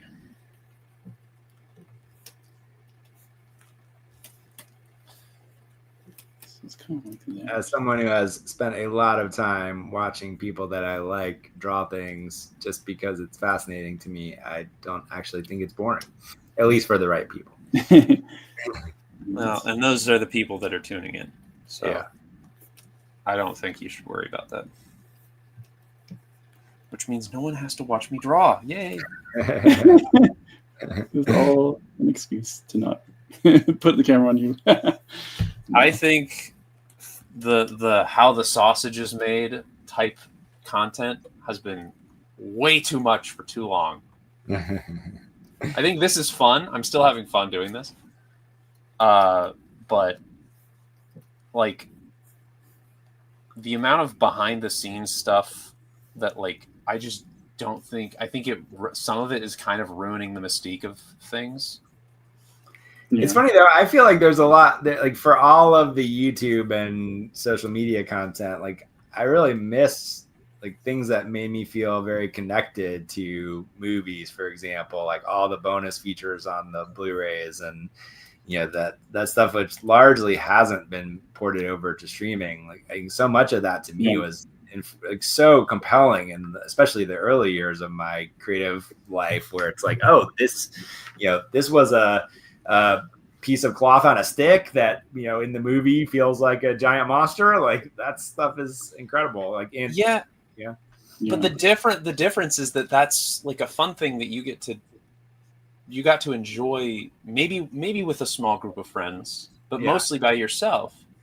Now those same types of clips are going all around the internet, and there's comment sections connected to every single is true. one. Everything, the commentary on everything is a little bit overwhelming. It's not that I hate that, because I actually felt exactly the same way. I was like, oh, I can look at like a whole thing about the voice actors and like or whatever it was, that was fun. But like knowing that there's some dingus under there saying how this is dumb or saying something like this is low-key so cool. If I have to hear one more 12-year-old say low-key anything, I think I might flip out and crack my pen in half. This sounds like a pitch for a new social network. You go ahead and populate the first comment with something annoying, so then it's just done, and then the conversation go from there. But then that's ensuring that there's at least one of those in every section. I mean, pretty much it's going to be there anyway. So just take control. My beautiful baby boy. We were walking around the house, getting ready for dinner or something. Yeah. And he says, "Come down here, Dad." And I lean down to him, and he whispers in my ear, 6'7". That's amazing. And I was like, "No, not already. You're too young." See, I've gone the other way and embraced that. My 9-year-old now has a 6'7" T-shirt. He wants to have a 6'7" stuffy. So I figure like it's my job to annoy him out of it. Yeah, I didn't make him feel bad at all. I laughed when he said it. I'm fine. I'm not gonna bully him about it or anything. But no, I don't mean bully about it. Yeah, for sure.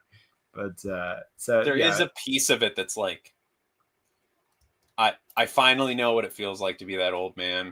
I'm gonna be like, this is so dumb. This is dumb. Yeah. But it's fine. He's having fun, and I learned later that was banned in his school. Mm-hmm. Yeah, it has been at my daughter's school too. It's funny. Too disruptive. I don't get that. I don't remember like phrases being banned at school. Yeah, that feels too far. If you've seen some of the videos, that where the whole classrooms are going crazy and people are like jumping on desks and things, it's like I can see that as being disruptive. Do that. I have not seen those. Yeah, so apparently that's the source of this being banned. Is there's like when it was at the height of everything, like the whole class would like get up and be like 6'7", 6'7", 6'7", and like jumping around the classroom and getting on their desks, like completely taking over. Apparently, well, and this was before I'd even learned about the ban, but he came home saying "seis siete." Nice. And I was like, well, like apparently that was a response to the ban. That kids were like finding a way around it. Yeah. And I gotta say I respect it. Yeah. There's something to be said about that. That's very funny.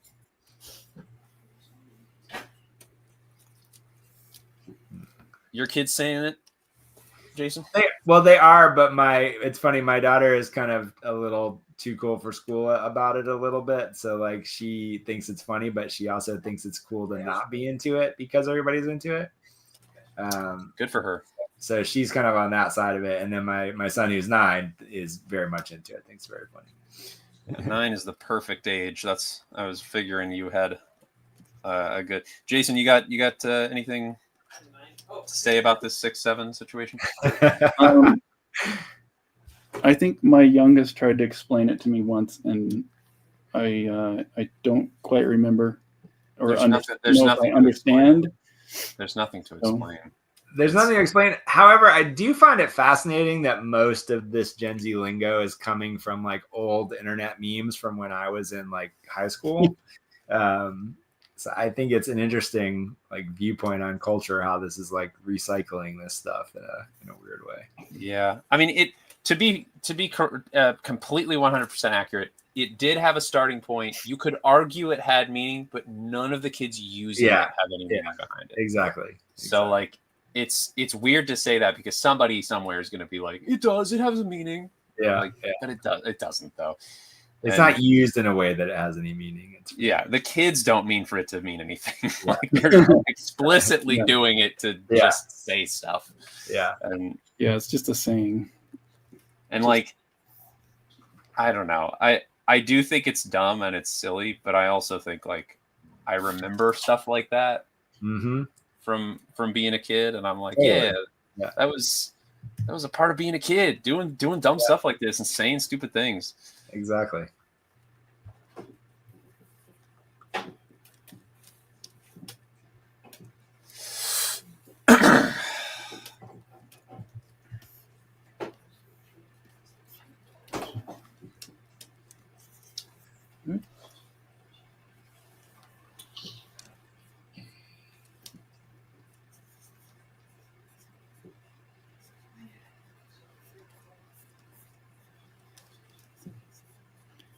Oh, phew! I'm not live because I'm stumbling around so badly. I was all stressed out, and it's on fuzzy.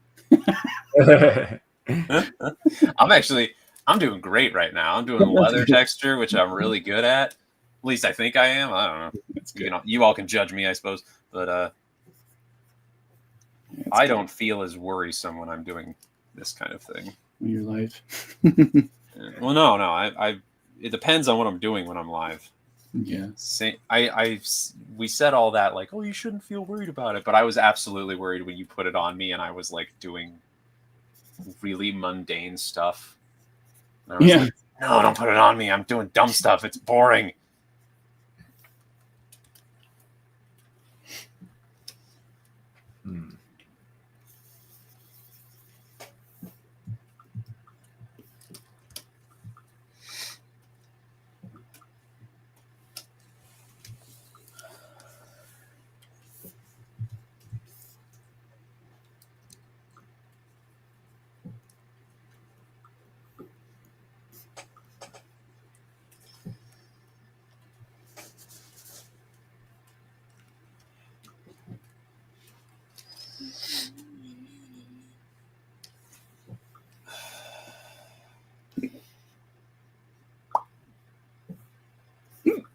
Excuse me.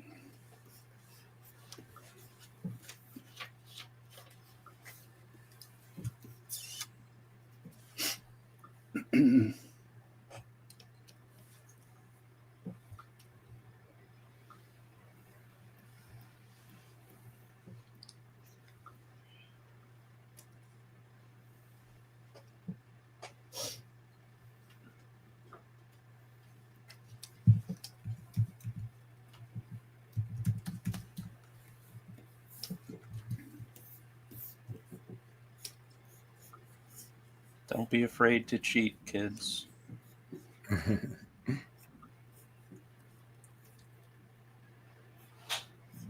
You're tracing your bus, and I'm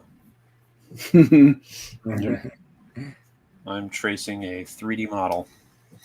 We're all doing our own little versions of cheating. Look any good? It looks like crap. This is exactly what I was just talking about. I'm literally tracing a thing, and I'm like, that doesn't look good at all.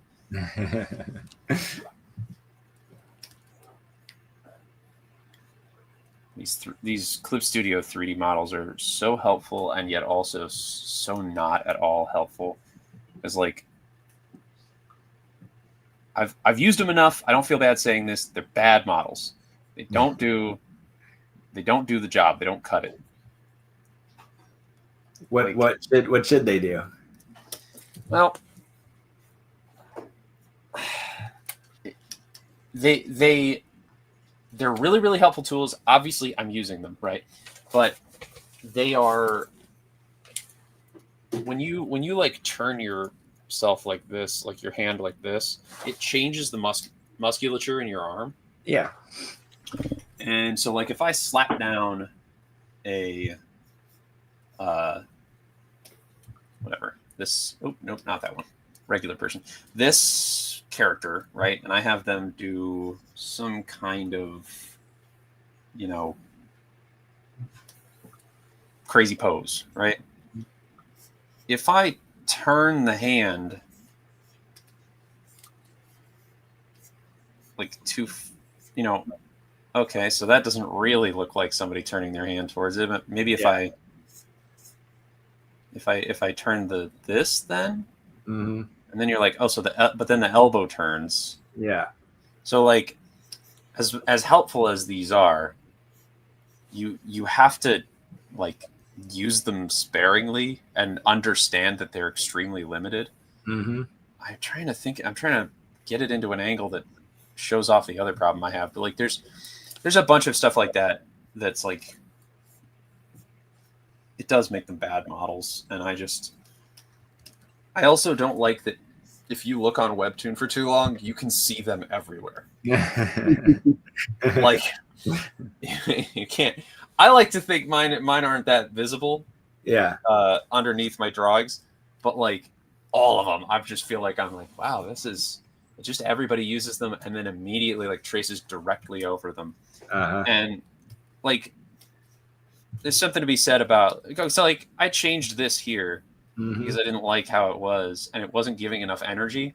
That's the other thing that's just totally missing from them is any representation of energy at all. Like I want to be able to put a weird curvature on the arm if I want to or whatever. That's not really something they can do. They can fix that part that you just kind of have to go with. But there's just like a level of stiffness that even a talented 3D artist could get rid of that problem or some of those problems. But yeah, like this, where I feel like I'm tracing this and that hand's really flat. Like your hand is able to do like just this part, this like trapezoid part, top of your hand, right? Yeah. If you do like this, you flatten that part out almost. But then if you like make a ball or do something weird like this, it does actually add a curvature to those to that part. But that doesn't happen in these 3D models. Yeah. And so they become weirdly flattened out. And it's something that like obviously I'm going to notice because I'm thinking about it.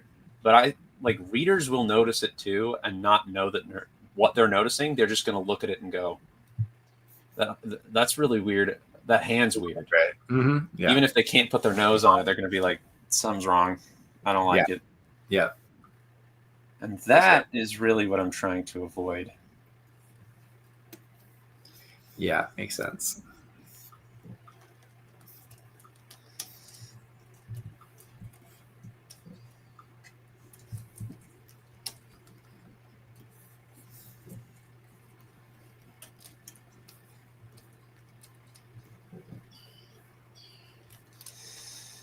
It has got to be hell watching me draw.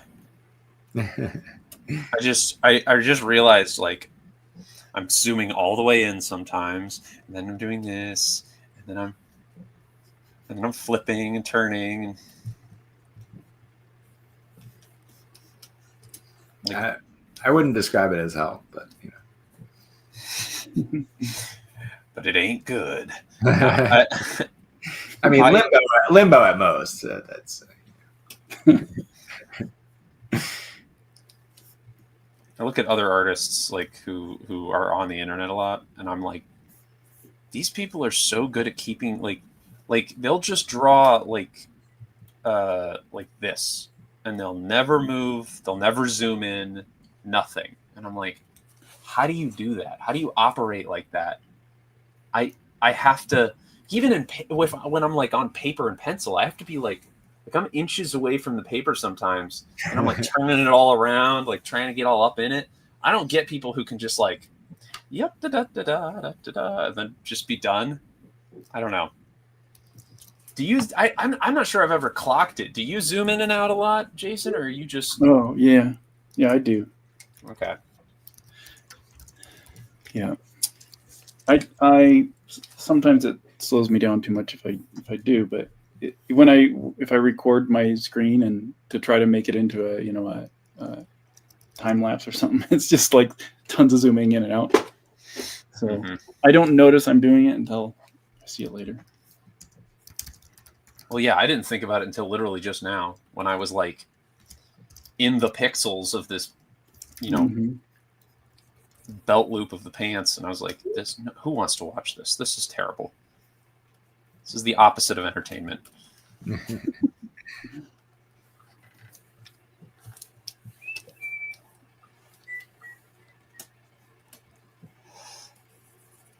Oh, shoot.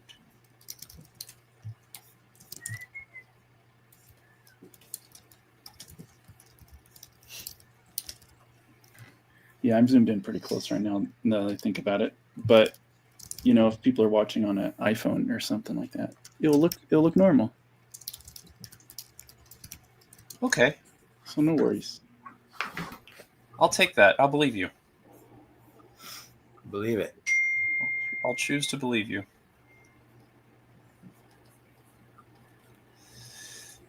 You know what I think is weird? Many moons ago, whenever I heard a bell, somebody somewhere would be like, an angel got their wings. And for the last however many years, no one says it anymore because of that notification sound. I'm conspiratorial about it, but I think it's because of that sound. Everybody was like, they joked it out probably at the beginning. And then after that, they were like, I can't keep saying the same joke to the bell sound. Everyone's got this bell. Come on, everybody's got their wings now. We get it. Yeah. It's not funny. It was barely funny the first time you made the joke. Just stop. And like, I'll be honest, I don't know why it feels so dystopian to me that like, it's not that important. It doesn't actually matter. But there is a piece of me that's like, what a sad way to lose something. Like, technology was just like, no more. The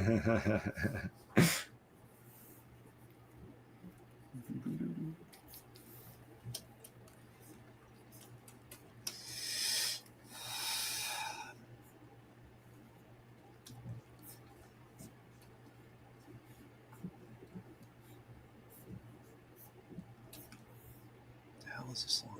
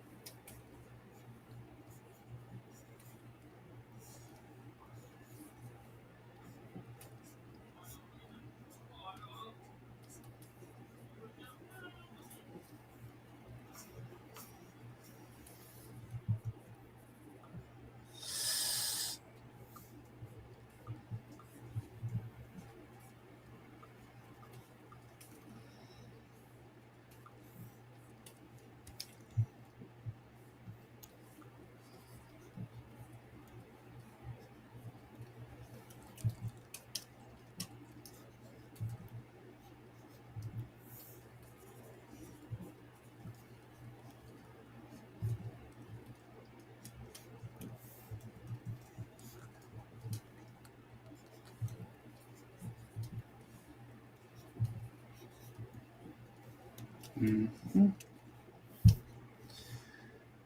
I wonder if it's giving anyone, making anybody seasick. There'll be complaints filed on this channel of it's the same as the flashing lights may cause epileptic. Extreme zooming in and out may cause dizziness. Yeah, Exactly. dysentery warning. Dysentery. Drink your orange juice.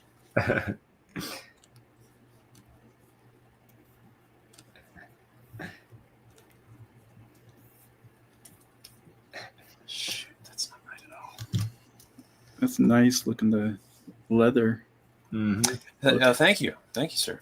Yeah. Yeah, boy, I have a lot of fun drawing. If I was faster, this would not be an issue. All the struggles I've been facing lately. But that kind of stuff, you just can't. That's not a fast thing to do. No, but I making clothing folds, and it make it feels like harder on leather. myself though. Like, It's so cool. he didn't need to have a leather jacket. I designed this character. And This is my fuzzy. fault. I'm hoisted by my own petard.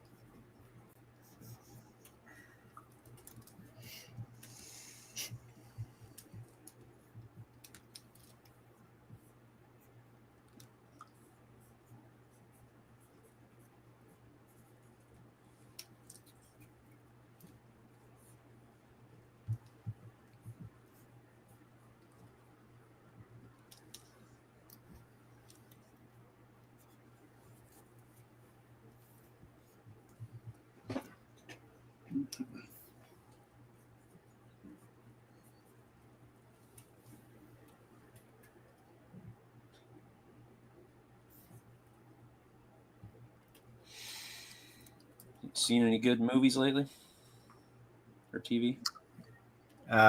Pluribus, I think, is the best show on TV right now. Oh, is it good? It's so good. I've been enjoying it. Yeah. I was real skeptical because I just don't really like the main character, but other than that, Oh yeah, you're not supposed to like. You're not supposed to like her. that's my problem with that director. Is even like Breaking Bad, I just didn't like the characters, and so it's like I was reluctantly watching it. That's how it was for me. And it's I'm just kind of, I'm scared to talk about that show with people because I actually watched I think season 1 and then went, I can't watch this anymore. And it was like, this show is awful.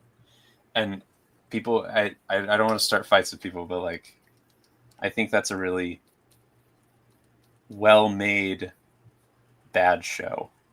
And I don't know how to say that in another way. No, I agree because I finished watching it. I was like, okay, I'm glad it's done, so I don't have to watch it anymore.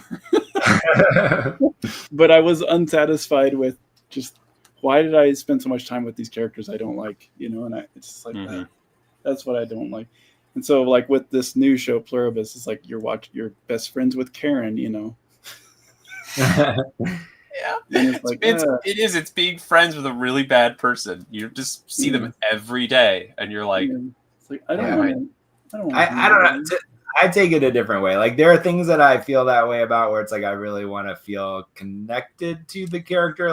This is someone I would want to hang out with, and then I do think Breaking Bad is one of the best shows ever made. But to me, it's not about the likability of the character. It's about the understanding of the motivations of the character. And if I believe that the characters are doing what those characters would do, then I'm interested in going along for the ride.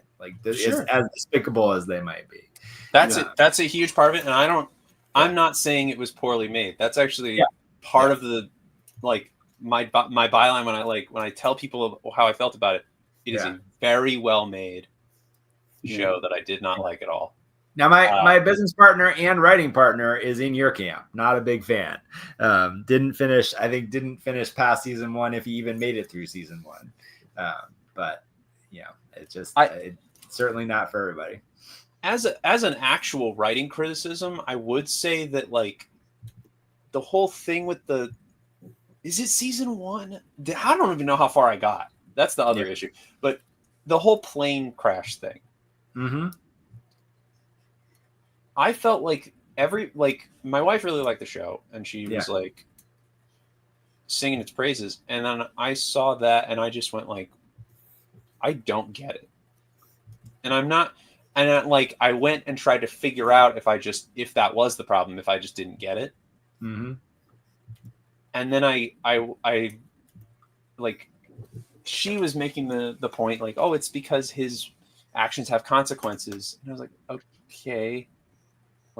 Because he did what he did, the girl died and the girl's dad was in charge of the thing. And I'm like, I have to say, I think that was really poorly handled. That may be the only actual writing part that I did not think was handled well.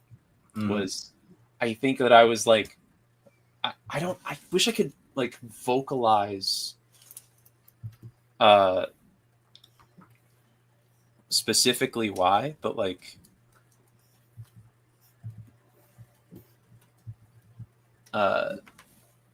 you know what, Jason, I stopped drawing for a while. There could be switch back to you. I got too into what I was saying. Put me. I mean, love it or hate it, I would say I do think Pluribus is the best pilot that I've seen in years and years and years. To what we were saying earlier, it's it completely establishes the world, the characters, and the stakes in less than an hour. And then you can decide if you want more of that world or not, but it's I think, incredibly well-made pilot. Did I understand the premise correctly? Is it it's this sort of situation where it's a body snatcher type thing, but sort of. I mean, I don't think it's too much of a spoiler, but it's there's some kind of virus which we come to believe is of alien origin that essentially creates a hive mind consciousness for all of humanity except for 12 people. And then it's that one person in particular who's the most resistant to that, and her journey to try to deal with this new world. Interesting. Yeah, I love the concept, and I really like the world that was created. It's just, I wish they just chose a different main character is all. Yeah. I think Carol's supposed to be incredibly annoying though. Like she's kind of doing the things that you want someone to do, but in the worst possible way. Yeah. Yeah. I will say the last episode I just watched and I felt like, that to me was just, I feel like it was the opposite of going fast. Because it was like, okay, yeah, I want this other guy to get back to her to connect with this other guy. Yeah. Now we have to wind the time clock backwards in time instead of moving forward with the story. I hate that stuff. And then the last half of the show is him just getting ready to go. It's like, okay, can you just have him knock on our door? Yeah. Like I waited this whole time to see him take a slow journey out of town. Yeah, I agree with that. I think this last that was like annoying. I don't disagree with that. Yeah, but the show itself, it's on my list of very few that I'm looking forward to watching. Yeah, totally. And then to give you a sense of my taste, the other thing I've been watching obsessively is the Ken Burns documentary on the Revolutionary War on PBS, which is astoundingly good if you like it. Way on the other side of the spectrum. Yep. But I don't know if you ever saw his Civil War documentary, but that really got me hooked on Ken Burns stuff. And when I was in college, I took a class on the Civil War, and our teacher was literally like, I used to teach this, but then this guy made this documentary. And so now all we do is watch the documentary and talk about it because I can't do anything better than this. And I always appreciated that. And it is so good. Yeah. And the Revolutionary War one is the new one. And it's also just astonishingly good. Like he's been making it for a decade. And it gets into aspects of the Revolutionary War, which I just never teach, and is completely a different point of view from a lot of angles of all the different people that are involved in it, and first-person accounts of the different angles and factions of it. It's just pretty fascinating. So that's awesome. All over the map. Yeah, that's cool though.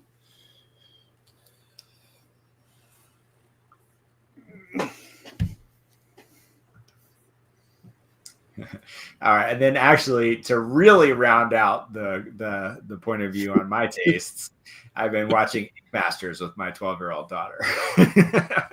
Watching what? Ink Masters, you said? Yeah, so this is a tattoo competition show. So it's every week you have a group of artists that you have a flash challenge, and then the person that wins the flash challenge gets control of the golden skulls to assign the human canvases to the other artists to try to knock them out of the competition. And then there's the elimination tattoo. That's fun. That sounds like a lot of fun. I think what's weird is like we were talking about how like following bad characters doesn't feel super great. I don't think that's entirely how I feel. I think it's entirely dependent on how, like, what part of life I'm in. When life was easy and I was young, I could watch. It was the most fun for me to watch depressing, artsy, like bad, like make you feel bad stuff. Yeah. And I think probably now I think that's probably because it was missing from my life. I was relatively happy. Yeah. And now that like life is hard, I like can't stand watching stuff like Breaking Bad because I'm like, that's a married man choosing to ruin his life. Yeah. I'm like, I don't want to watch that. That's and conversely, when I was young, I despised shows like Say Yes to the Dress and, you know, like reality TV and all that stuff. And something like Ink Masters, I would have been like, I don't care. This is dumb. Yeah. And now I'm like, when life gets hard enough, that's my favorite thing to watch is something like that. Mm-hmm. Where I'm like, give me the trash, give me the really bad, like not that the Ink Masters show is trash, but like it's reality show enough. Yeah. Like you get to that place. What's the one that was really popular that my wife and I watched together? It's like it's about fashion design. Same thing, competition show. Oh, yeah, I do know what you're talking about. Something Runway? Project Runway. Yeah. Project Runway. There you go. Sorry, I should have just known that off the top of my head, but like watching that show and then getting incredibly into it, like more than anyone would have expected, I think. Yeah. You do get invested in a way that you don't expect sometimes. This show's terrible. These people are awful. All right, next episode. Cue it up. Yep.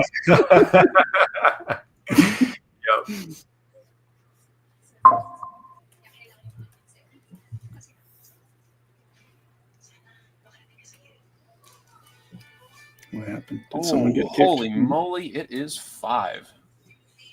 Time flew by. Yeah. Speaking of, I was telling you earlier about those art shows. I got one of those. My wife's got one of those tonight. Sweet. Okay. So I'm gonna go in, bring my child, and be Feel like, underdressed. "What's the rule? What's the rule?" And he'll be like, "Don't touch art." I'll be like, good. We'll go in. This is actually a lower key one. This one's not going to be. I'm using that correctly. It's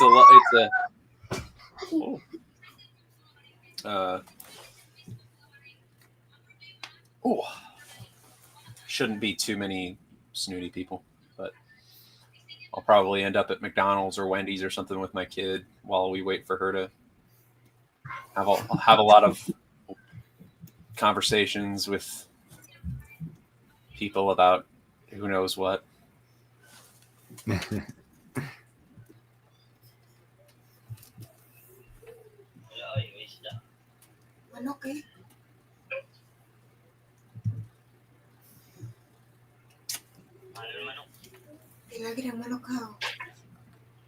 Does she do pretty good at selling art? Oh yeah, really well. Cool. She's like weirdly business minded. Yeah, and it's kind of a true, like, I don't know, the specific art world that she's in is like the epitome of all the things that we kind of talked about at the beginning of like how you're a burden. It's like all the people she's friends with and like all of her colleagues are the type that's like, my art means something and I need it to mean something. And there's like almost no business aspect to it for them. Yeah. And I don't want to sound like I'm crapping on all of them. There's a lot of wonderful people, and it's such a different mindset. And as opposed to like the more entertainment side of the business, like you and I are in, it just creates a very different vibe entirely. And she's weird because she's very business minded. And a lot of the conversations I have with other people at these shows are like, your wife is really prolific and really like gets a lot done. And like the idea of them like looking at me with this genuine face of like, how does she do it? And you're like, I don't know, man. She makes a business plan and does things. Sticks to it. Yeah. It's just they're that kind of people where you know what? I'll just say they're creatives. Yeah. Most of us are really bad at it. So my complaint at art school is you're coming out with an illustration or design degree and no idea how to actually be an illustrator or a designer. I hated that part of art school. I felt like they did a very bad job of preparing us for that part of it. I went and sought that out myself, but it was literally one class, and it was an incredibly helpful class, but it was not at all something that everyone was exposed to. And I actually put a letter in every teacher's mailbox as I graduated that was like, this is what's wrong with the illustration department. It's like, set everyone up here to not be able to support themselves as an illustrator. Yeah. I mean, I think it's genuinely like life ruining not to do that. Yeah. Not to promise, or to promise effectively that you're going to give somebody the potential to have a career, and then to actively give them, arguably not give them the most important part. Yeah. Like yes, I did partially come to this art school to learn how to do art, but it should have been your job to tell me you can learn to draw anywhere. There's no limit on learning to draw. There's endless resources to learn how to draw. You could teach yourself how to draw in a really, like, if you put yourself in an art boot camp that you created, you could do it in a 6 months. Yeah. But where you won't learn everything, or the thing that you won't find everywhere and easily, is the actual ability to sell your art and make a living off of it, and be whatever you call successful. Or even just how to talk to a potential client, how to look at a contract. Like, I mean, there's just nuts and bolts of, any of that stuff that, it's like, we love to draw, but we're in a commercial art, having to figure out some way of making it be something that's not just a hobby. Did you go to art school, Jason, or no? No. Okay. I just submitted a bunch of comic stuff to comic publishers, and then got through that process. I got into the agency in LA for storyboarding. But I think that takes, in some ways, like I think that road for you and other people, like between that and being at DreamWorks, and it's like that was boot camp. That was boot camp art school. Yeah. That's the exact boot camp that I'm like. Or well, you learned art and business. Like, I stand by. I shouldn't have gone to art college at all. Like, I think because my wife and I went to the same school, and not only did I go to the wrong school, but I don't think I should have gone to art school at all. I think I learned more about drawing than I ever would have in actual school. And I think, I don't know, some people might disagree with me, but like, I think if you want to be an artist and go to college, you should go to college for something that is not art, whether that's business or like a stand-in job, like your day job. But like, even if you plan on being a professional artist, I do not think you should go to art school. I don't see almost anybody benefiting from it. The only person I've seen benefit from it sort of is my wife, but that's very specifically like if you're going into the art, like museum art type art world. I mean, for me, I definitely feel like I got a ton out of it, but it was, I think I'm relatively rare in being very self-directed and figuring out what I want and how to get it. Well, that's my question is, did you get that from the school though? Well, I don't think I got that from the school, but what I did get was, I mean, the benefit to me was I did learn a ton of skills in a compressed time frame. So like, I don't think there's anything I learned in school that I wouldn't have been able to learn, but I do think like the 4 years that I spent there, would have taken 2 to 3 times the amount of time to get the same skill set. And then for me, it's like I got exposed to a bunch of stuff that has ended up being really valuable that I might not have gotten exposed to. Because like I did end up doing some animation and live action film, and like, meeting a bunch of people that ended up being contacts that were valuable later on. And like, a bunch of that stuff like wouldn't have happened otherwise. I think that makes sense, because I grew a lot as an artist during the time in college, but none of it was because of the schooling. Mm-hmm. Like all of the practice that I was doing was from other places, from other sources, all the information I was getting. So like, I mean, I'm obviously a little bit biased. I had a bad experience with college. Yeah. Even if I wasn't in art, they lied to me and they kind of tricked me. And it was a bad time all around. So I'm very biased, but also I do still kind of stand by what I said, and like it. Yeah. If I didn't go to college, let's say, and I just said, "Hey, mom and dad, can I stay at the house and like get a job and also work on my art?" Mhm. I kind of feel like the amount of time I would have spent at my job would have been roughly equivalent to the amount of time I would have spent in non-helpful art college. And not, Yeah. but I would have made money instead of putting myself into tens of thousands of dollars worth of debt.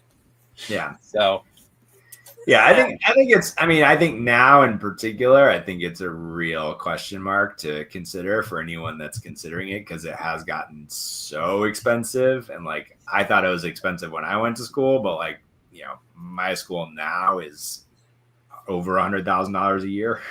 Like, it just doesn't feel it's feasible. Like, insane. And you know, it's same debate about people that are thinking about going to film school. It's like, it's, you know, you could spend that amount of money and make a film, and then that's debatable as to whether it'd be good or not. But yeah, the trade-off is really, it's definitely not the right choice for everybody.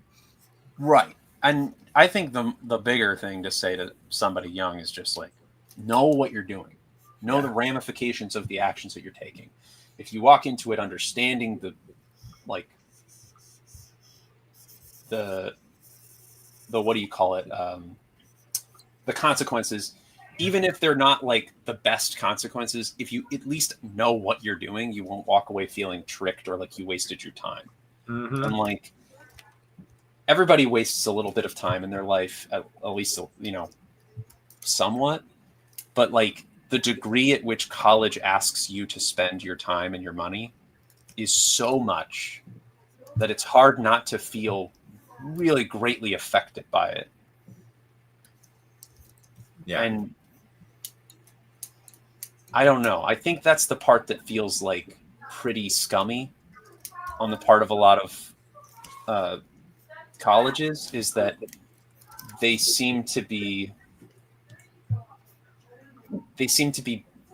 kind of preying on the fact that people do not know what they're getting themselves into. And like, the ability for somebody like you or my wife or any number of people I've seen succeed in school came down to those people benefiting in spite of the fact that it did seem like their intent was to take advantage of these students, to take advantage of young people. And I don't think that's, I don't know. Yeah. Despite the fact that somebody might do well, I don't think that saves that they're doing something pretty scummy and like kind of skeevy, whatever. I don't feel like I was taken advantage of, but I do think that this, you know, the structure of it is set up in a very particular way, and that the you know, the ability to do the thing that you think you're going to school for is beyond what they're generally teaching. And so it does, you know, a lot come down to the individual person and what they then do with the experience and the skills and you know, the whole environment. You don't feel like they made a lot of promises that they didn't keep? I don't. I mean, I think it, to me, it always occurred like a blind spot more than broken promises. It was like, you know, I never really expected more than like, I'm going to go learn how to be a better artist. And then it wasn't until I was in that environment and starting to look at like, well, what does that mean? Like, it's not just knowing how to draw. It's like, what does that mean? Like, you know, as you're getting closer to graduation, or as I was getting closer to graduation, and going like, you know, what is this going to actually look like in reality, not just in a theoretical context? And I think for me, maybe the slight difference too is like, I did go to school thinking I was going to come out and draw comics. Like, that was what I actually went to art school for. And then it was along the way where I realized maybe that wasn't going to be what I wanted to do. And so, you know, then it became even more apparent to me that I was like, if that's not what I'm going to do professionally, or if there are other things I want to do in addition to that, then, you know, what do I have to do to actually be someone that can have the type of life that I want to have, that can have the type of, you know, of career that I wanted to have? And like, what does that look like? And who are the people that have that? What do they do? And then that's where it really started to occur to me that it's like, Pete DeSev was an illustrator that I absolutely loved in that era, and got a chance to meet at school. And so being able to talk to him about like, well, how do you send a portfolio to people? Because this is pre-internet for me. So it's like, at that point you're talking about like mailing postcards to art directors and things like that. But that wasn't something we got taught. It wasn't, how do you connect with these people and how do you start to build a rapport with them, and what kind of portfolio do you need to have to show the kinds of things that art directors are looking for. And then if they like your work, what does a contract look like, and what do you want to look out for in a contract? And should it be split into multiple payments, or should it be, something you get paid for when it's done? Can you live on that? Like, I mean, those are the kind of nuts and bolts of like, what's the reality of being a professional artist, illustrator, designer that, I think are the real blind spots for a lot of programs. Well, like I said, I am biased. There are some things that I can obviously like attach my bias to and go, that might not be a fair thing for me to just tell everybody to live by. But there are some things that I do think that are like much more cut and dry across the landscape of like, I do think, to what degree, I don't know, but I do think that they are kind of taking advantage of people. And like the price just seems insane to me. Yeah, I mean, only more so for sure, I think. But but like, I don't know. There's like, should no one ever go to art school? That might be a bit far. I don't know that I actually believe that. Yeah. But should know what you're getting into? Absolutely. Yeah. And I think that the experience I had especially, but I think a lot of other people have experienced it as well, they're not always honest about what it looks like. And some of that might be, or like what it's going to do for you and what it can do for you and how feasible it is to expect certain things. Like a lot of statements of, you'll definitely get a job out of college if you get our degree. Yeah. As like, I don't think you can promise that. I don't think you should be able to promise that. You should not be promising that. Like I was never promised that, but you should not be promised that. It was a lot of things sort of like that, where like they had sort of plausible deniability in some cases, but I was like, I think some of this stuff is dishonest. Some of it's like, I think you're taking advantage of kids who don't actually know what's going on. And like, that's the whole point of going to college, is you don't know what's going on. That's why you're there. Right. But I don't know. I gotta go. I have to leave. I have had a wonderful time talking to every guest on here. Evan, it's been great talking to you. It's been a long time, Jason. It's been even longer, Evan. Yeah. Let's not make that a habit. I will. I think we'll be back more live next week too. So we'll invite you back. Rock on. All right. I'll catch you guys later. Have a good night. You too. And then there was two. I feel like we should like pimp the Kickstarter and then possibly wrap it up. That sounds good to me. All right. Let me get it on screen after I do this one thing. Two things. Looking good, Jason. Now, it is cool to watch you go from sketch to a real drawing and almost flat. Yeah, I feel like I'm stumbling around with this one a little bit. Yeah. Yeah, this was the one from last Wednesday. Yeah, that's so cool. And I was stumbling around on live stream, and then as soon as I got off the live stream, I was like, and I crushed it. Da, da, da. Yeah.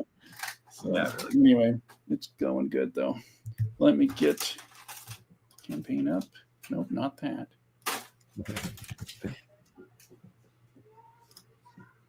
Or do you want to? Maybe you should drive. Sure. Or then you can talk. Yeah, so I feel like you would have a better grasp for all the tiers and stuff. Yeah, I can do that. So if you want to go on, set up your screen, I'll put you on. I have to find where I'm streaming again. Yeah, here we go. Hold on.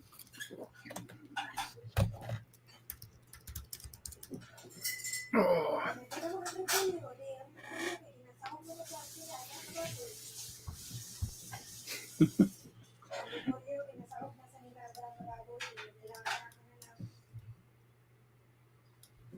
All right. And sharing. Let's see. I don't see your screen yet. It's coming up now. Yeah. Okay. All right. So this is Phobos Volume 2, Graphic and Statue, live on Kickstarter right now. Very actually, I am personally very happy to be a part of this one in a small way. So no, in a big way. Well, okay, thank you. Yeah. But in a very real way, for anyone that doesn't know, I mean, Jason, you and I we've known each other now for coming in on, I think, 6 years. And you've been so generous and wonderful with me and with us to let us kind of, as I showed earlier, kind of be the at least internal poster child of like all the stuff we're trying to build and make. And if it works, I always go like, if it works with Jason's stuff, it's going to work with everybody's stuff. so that's always kind of the default for me. And so I'm such a huge fan of yours. It's just a delight for me to be able to help bring this next phase into existence. And so I have a real personal stake in this in every possible way. So I think there's a few things to highlight here in the Kickstarter campaign. We are in the kind of trough of sorrow at the moment, as all campaigns go through. So we're kind of inching along, and so every person that comes in and backs the campaign will be hugely meaningful at this point. And we're trying to accomplish a few really cool things here. So there's the continuation of the Phobos saga here with Volume 2, and then the statue, which I want to talk a little bit about for anybody that's catching this part of the stream. And then really this marks a milestone in Jason's body of work and the catalog that you've built up over the years, in that this is really the soft launch of a whole new publishing imprint with our friends at Titan Comics. So for anyone that doesn't know, Titan is typically the number 4 comics publisher in the US market. They've also got a big presence in Europe and the UK.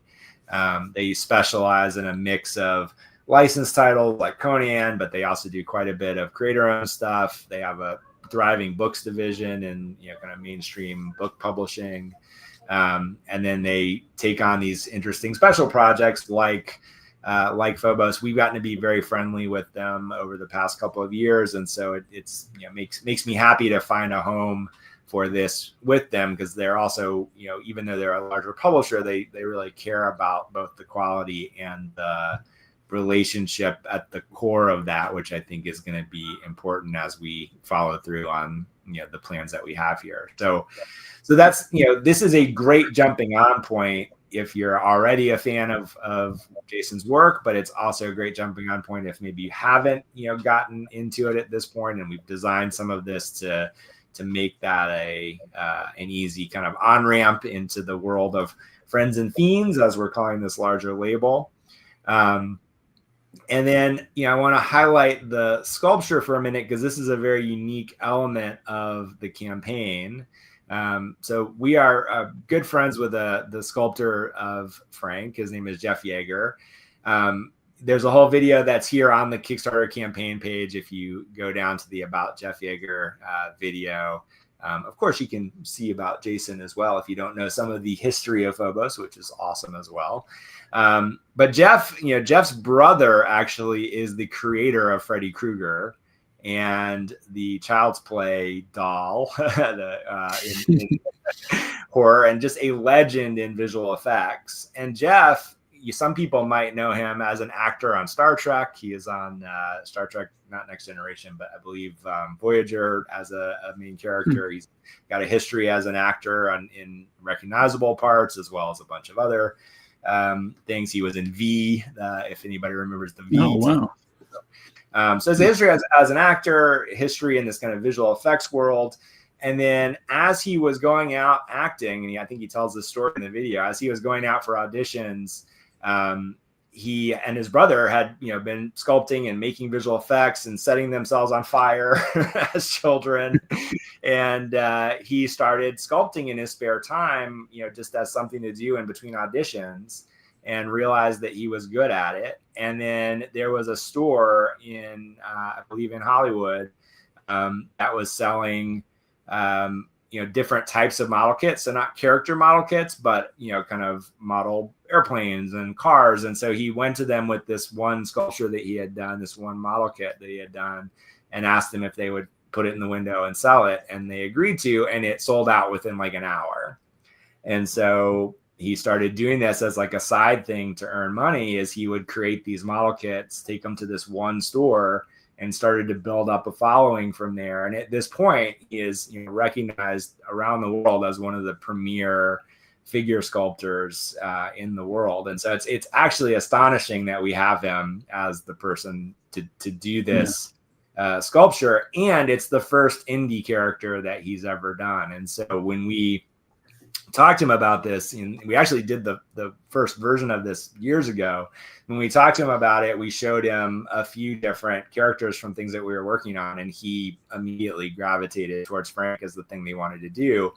And specifically because his interpretation of the character was kind of looking at the types of people that collect model kits and that create, take these kind of sideshow quality painted statues, that this appetite for kind of classic movie monsters is always there. But then Jason's kind of unique take on the Frank character with the arms and the proportions of the character. And so, when we were talking to Jeff, he was like, I like to try to meld those two worlds where it speaks to the kind of classic movie monster, collector, or people that like to, create these kinds of kits, but also tries to lean into some of the things that Jason did that makes this character so unique. And so I think this idea of like, what would Frank look like if it was in a, Guillermo del Toro interpretation, really kind of hits the nail on the head. And then it's painted by, another legend in the sculpture field who, is someone that also has like 25 years of experience in, creating model kits and sculpture. So it's the pedigree of this is kind of off the charts for anyone that doesn't know. And so, we've been able to price this even more aggressively than if it was kind of a sideshow statue, but it's absolutely at that quality level. And so there's two ways into the sculpture tiers. There's the fully painted one, which you can just pull out of the box and put on the shelf. And then there's the kit version. And this is you get the pieces, you assemble it, you paint it yourself, you put your own spin on it. And so I'm really hoping we see some people, take advantage of the kit, and especially people that are, anyone, but people that are experienced kit builders, because I think we'll see some really cool interpretations of the character, from that community. And so it's a very cool, unique aspect of this campaign to be able to offer, the Frank sculpture in these two different flavors. And then that ties into the next volume of Phobos. We have some limited amount of stock available for the first volume of Phobos. And so it's also a great chance to catch up on the full story. And everything in the campaign is exclusive to Kickstarter and this kind of direct to consumer component of it. So even though Titan is on board to now publish Phobos into the direct market and to bookstores starting next year, we're going to be doing them in something that I think is extremely cool, which is in a soft cover manga size format. So those larger hardcover versions are exclusive to Kickstarter. And so it's a cool way to create this kind of very collectible premium version over here. And then something that's really targeted to capture the biggest audience possible with Titan over here. Yeah. And one thing I want to add about this Kickstarter that's different for me, not only partnering with Titan for the Kickstarter itself, that's unique for me, but another thing that's different this time around is I'm not going to overprint these books like I did before. Usually my business model would be do a Kickstarter, overprint, and then sell them online on Amazon, sell them through a distributor, sell them on the next Kickstarters. But this time around, I'm not doing that. It's not my business model anymore. And so you won't see these books on Amazon. You won't see them anywhere. They don't even have ISBN numbers, I mean, the first one doesn't. So I don't know if we're planning on doing an ISBN for the second one. I doubt it, And so it's really just a Kickstarter only, or if you know me personally, that's kind of what these books are. So you won't find them afterwards in comic stores unless a comic store orders it, from the Kickstarter. Yeah, Mhm. exactly. So So yeah, it's kind of different for me. Yeah. yeah. So we've tried to, create some tiers at different levels of accessibility, for the statues, for the books, for combinations. And then the ultimate kind of collectible bundle here where Jason and Jeff will both sign everything. And then you get the books and the statue, and we have digital editions which come with everything on Macroverse as well, which we were talking about a little bit earlier. So there's just a lot of incredible stuff in this campaign, and like I said, it's the beginning of this whole new imprint. So especially for the completionists out there, this is the moment where you're going to want to jump in. And we do have plans for the rest of the back catalog with Remind and Cithra and of course Phobos, and then kind of some further out projects, which I know some people have seen a little bit of Call Me Hallow and some other things that you've been kind of doodling around with. So it's the past, it's the present, it's the future, kind of all emanating from this. All my books are pretty much out of print now. So I've picked up everything from the last couple books from my distributor. So I don't have any more Reminds out there that are new, unless some store has them still. I don't have any more Cithra sets, other than the ones in my shed, that we might sell on the back end of this campaign. And Phobos, I don't sell Phobos anywhere. Yeah. The only way you could see it is through my patron, probably. So really, like, this next phase for me is really exciting to just kind of hand a lot of things over to Titan and have the more mass market friendly versions out there now finally, which I've been looking forward to for a long time.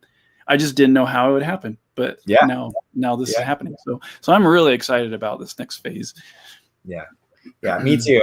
And I think this starts to create a blueprint for what I think you'll see from you, Jason, and from us kind of as a collaboration, where we're trying to create really beautiful limited edition collectible things that are really direct to consumer oriented, where it's through Kickstarter or through other mechanisms of being able to offer the real fans, the people that were here first, the kind of the treasure trove of unique kind of special items, through these kinds of channels, and then be able to continue to build and expand the audience for the larger world and the characters and the kind of bigger universe again of characters and stories.